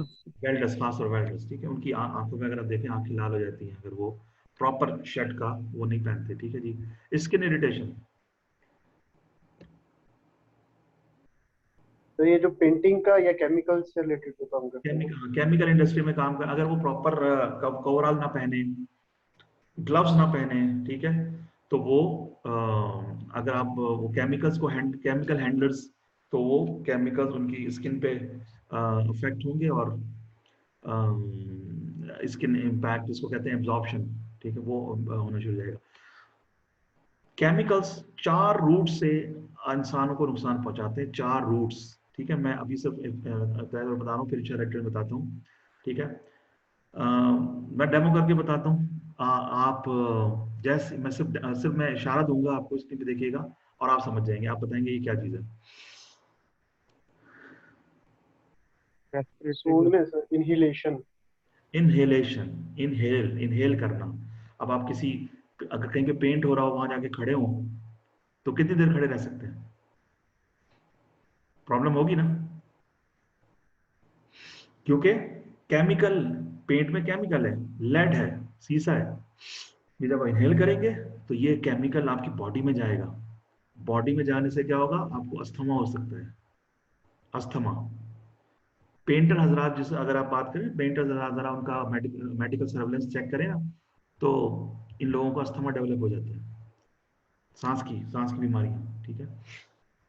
अच्छा, एक तो हो गया पहला रूट, डाइजेशन। ये इनहेलेशन हो गया, ठीक है, इनहेल हो गया। दूसरा, डाइजेशन। दूसरा ऑब्स्ट्रक्शन। इंजेक्शन। बचपन में आपने बहुत, ठीक है, इंजेक्शन, इंजेक्ट, ये दूसरा रूट ये है कि इंजेक्ट के जरिए, ठीक है, बहुत से नशे हजरात जो है ना इंजेक्शन लगवाते हैं, ठीक है, तो इंजेक्ट करके भी आप केमिकल को बॉडी में दाखिल कर सकते हैं, ह्यूमन बॉडी में, ठीक है, लेकिन ये ज्यादातर कॉन्शियसली होता है, अनकॉन्शियसली नहीं होता, यानी इरादतन, ठीक है। तीसरी एब्जॉर्प्शन, ये क्या हुआ, ये जो यहाँ हाँ स्किन पे केमिकल गिरा या लगा, और यहाँ स्किन में हमारी 3 लेयर्स हैं, डर्मिस, सबडर्मिस, एपिडर्मिस, तो 3 लेयर से होता हुआ वो केमिकल हमारी खून की रवानी में शामिल हो जाएगा, और जब खून की रवानी में शामिल होगा तो आपको पता है फिर वो क्या कयामत ढाएगा। खून की रवानी में शामिल होकर वो दिल तक भी जा सकता है, वो केमिकल जिगर में भी जा सकता है, और आपकी सेहत का बेड़ा गर्क करेगा, ठीक है जी। और इसीलिए कहते हैं कि ये जो दवाएं हैं ना, दवाएं भी केमिकल्स हैं, बिला वजह गैर जरूरी दवाई नहीं खाया करें, ना पिया करें, ना लगाया करें, ठीक है, ये बॉडी में जाके क्या हशर कर रही है ये यू नेवर नो, इसीलिए कहते हैं कि केमिकल से ज्यादा दूर रहना चाहिए। अच्छा, एक तीसरा ये हो गया। चौथा, ये कौन सा रूट है सर? Taking tablets. हाँ, ओरल रूट, मुंह के जरिए, ठीक है, आप टैबलेट ले रहे हैं, आप पी रहे हैं, ओरल रूट। मैंने बताया ना 4 रूट्स हैं, 4 रूट से केमिकल्स इंसान के जिस्म में दाखिल हो सकते हैं और नुकसान पहुंचा सकते हैं, ठीक है। एक तो सांस की नाली के जरिए, यानी इनहेलेशन, इनहेल, यानी बेसिकली यूज के नाक के जरिए आपने इनहेल किया और बॉडी में चला गया इनहेल करके, ठीक है जी, स्किन पे पड़ा और खून की रवानी में चला गया, इंजेक्ट किया और यानी पियर्सिंग और बॉडी में चला गया, और चौथा ओरल रूट से, यानी खाना या पीना, ठीक है। इसीलिए कहते हैं खाना पीना अच्छा करें, खाने पीने में खाना पीना साफ सुथरा होगा, हाइजीनिक होगा, तो बॉडी पे इम्पैक्ट उतना ही अच्छा आएगा, ठीक है। तो ये 4 रूट होगा, इनको ध्यान में रखिएगा, इसको आगे भी डिस्कस करेंगे। अच्छा, ऑक्यूपेशनल हेल्थ हैजर्ड्स में आई, स्किन इरिटेशन, अस्थमा। अस्थमा कौन से वर्कर्स को हो सकता है, किस टाइप के वर्कर्स को? सर जो ग्राइंडिंग का काम कर रहे हैं, वेल्डिंग करने वाले भी सर जी, जो वेल्डिंग करते हैं, वेल्डिंग और पेंटिंग, सैंड ब्लास्टिंग, ठीक है, केमिकल हैंडलर्स, ये इन सबको अस्थमा डेवलप हो सकता है। कैंसर,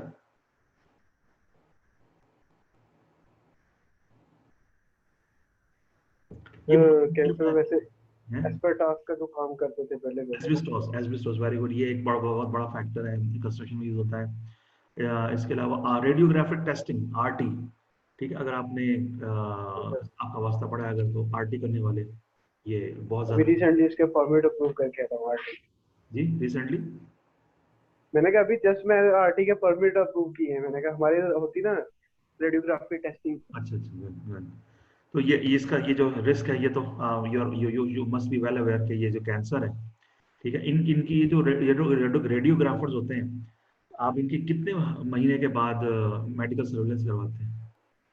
सर इनका 6 मंथ के बाद होता है। एवरी 6 मंथ, बिल्कुल, ठीक है, बहुत हाई रिस्क पे होते हैं ये लोग, ठीक है। तो इसके खैर कंट्रोल्स तो हैं, लाइक डिस्टेंस, शील्डिंग, टाइम, ये सारे कंट्रोल्स हैं, मैक्सिमम कंट्रोल्स आप अप्लाई करवाते हैं, ठीक है, लेकिन स्टिल कैंसर एक बहुत बड़ा रिस्क है, ठीक है। और इसके अलावा बहुत सारे केमिकल हैंडलर्स, ठीक है, ये कराची में हमने मतलब को 1.5-2 साल पहले हमने एक टेस्टिंग की थी, तमाम टेक्सटाइल कंपनियों की, एक प्रोजेक्ट था, इन्वायरमेंटल मॉनिटरिंग की थी, ये जो अहमद में, अलकरम में, गुल अहमद में और 2-3 और में। तो बेसिकली ये था कि वो एक केमिकल यूज़ करते हैं टेक्सटाइल वर्कर्स, तो वो जब वो यूज़ करते हैं उसको इनहेल करते हैं, इनहेल करने से फिर cancer that is causing cancer. तो टेस्टिंग हमने ये करवाई थी कि भाई वो उसकी क्वांटिटी मुकर्रर तादाद से कितनी ज़्यादा है, ठीक है, एयर, इसको कहते हैं एयरबॉर्न कंसंट्रेशन, एयरबॉर्न कंसंट्रेशन। तो उसकी मॉनिटरिंग होती है, टेस्टिंग होती है और फिर रिपोर्ट दी जाती है कि भाई मुकर्रर तादाद से ज़्यादा है, तो ज़्यादा थी तो फिर आपको ये कंट्रोल लगाएं, मसलन इंजीनियरिंग कंट्रोल लगाएं, पीपीज दें, या अपना केमिकली चेंज कर लें, तो मुख्तलिफ टाइप के जो है ना कंट्रोल्स अवेलेबल होते हैं इसमें। कफ, नोजिया, वॉमिटिंग, ये केमिकल हैंडलर्स, पेंटर्स, इनको स्ट्रेस और टेम्परेचर में काम करने वाले लोग हैं सर्दी गर्मी में, ठीक है, बहुत ज़्यादा अगर कंपनी में कल स्ट्रेस का माहौल है तो ज़ाहिर है तमाम वर्कर्स को स्ट्रेस हो सकता है।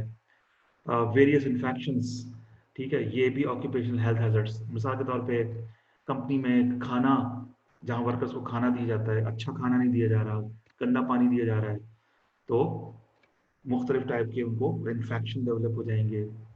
ये भी ऑक्यूपेशनल हेल्थ हैजर्ड हुआ, क्योंकि काम की जगह पे ये हेल्थ इन्फेक्शन बिल्ड हो रहा है, ठीक है। कोई और मजीद आप इसमें ऐड कर सकते हैं ऑक्यूपेशनल हेल्थ इन सब के अलावा जो इसमें नहीं है? Short diseases. जी, शॉर्ट डिसीजेज यानी कि जो टेम्परेरी तौर पे बीमारियां होती मसलन हैं, मसलन लाइक दैट, इसमें यानी कि आईज इंफेक्शन लगा ले, हाँ, आई इन्फेक्शन, ऐसे लाइक दैट बहुत सारी होती है जो टेम्परेरी बंदे को होती है, जिससे तो उनको रेस्ट दी जाती है, लाइक दैट 1 महीना 2 महीने। हाँ, अच्छा, इसमें मैं एक चीज़ और ऐड करूँ, इसमें हेल्थ हैजर्ड 2 तरह के होते हैं, ठीक है, ये बड़ा अच्छा आपने ऐड किया अभी, इसमें बड़ा अच्छा पॉइंट मेरे जहन में आ गया। 2 तरह के हेल्थ हैजर्ड्स, एक इमीडिएट यानी वर्कर काम कर रहा है और इमीडिएट इम्पैक्ट होगी, उसको फील होना शुरू होगा और उसको नजर आना शुरू हो जाएगा इमीडिएटली, ठीक है। और दूसरा है लॉन्ग टर्म। इमीडिएट इसको कहते हैं टेक्निकल लैंग्वेज में अक्यूट, ACUTE, एक्यूट, ठीक है। मसलन ये अब मैं आपसे अगर पूछूं कि इनमें मैं अब जरा बारी बारी पूछूंगा कि ये अक्यूट, अच्छा चल फिर आपको दूसरा बता दूं। दूसरा है जो लॉन्ग टर्म, इमीडिएटली पता नहीं लगता वर्कर को, लेकिन रोजाना काम करेगा, 2 साल 3 साल में रिपोर्ट आएगी कि भाई ये हो गया उसका, आहिस्ता आहिस्ता डेवलप होता है, ठीक है। अब आप बताइए मुझे, आई एंड स्किन इरिटेशन, ये एक्यूट है या क्रॉनिक?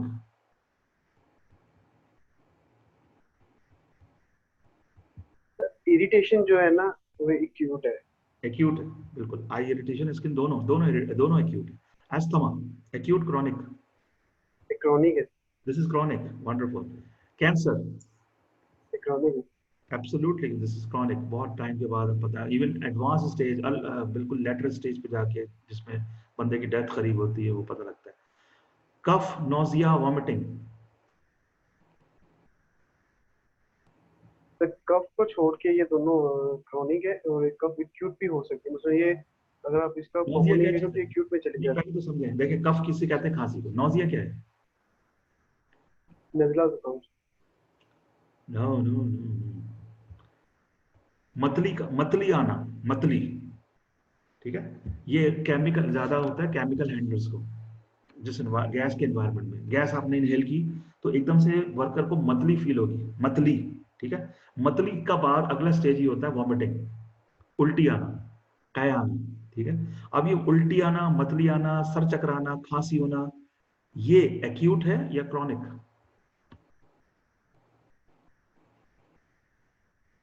जी, एक्यूट है सर।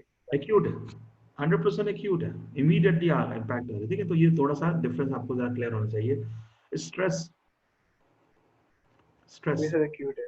ये भी एक्यूट है और ये क्रॉनिक भी हो सकता है बार। अच्छा, इन्फेक्शंस, डिफरेंट इन्फेक्शंस, ये भी एक्यूट है क्योंकि इमीडिएटली आपको रिपोर्ट हो जाते हैं। ऑलराइट, तो that's all about our today's lecture. See you tomorrow, नहीं टुमारो नहीं आपको, बल्कि नेक्स्ट वीक में इंशाल्लाह फ्राइडे को। तकरीबन मैंने 1 घंटे कहा था, लेकिन 2 घंटे हो ही गए तकरीबन होते होते, क्योंकि डिस्कशन तकरीबन हो ही गए, ठीक है जी। कैसा लगा, मजा आया, कुछ नई चीजें सीखी?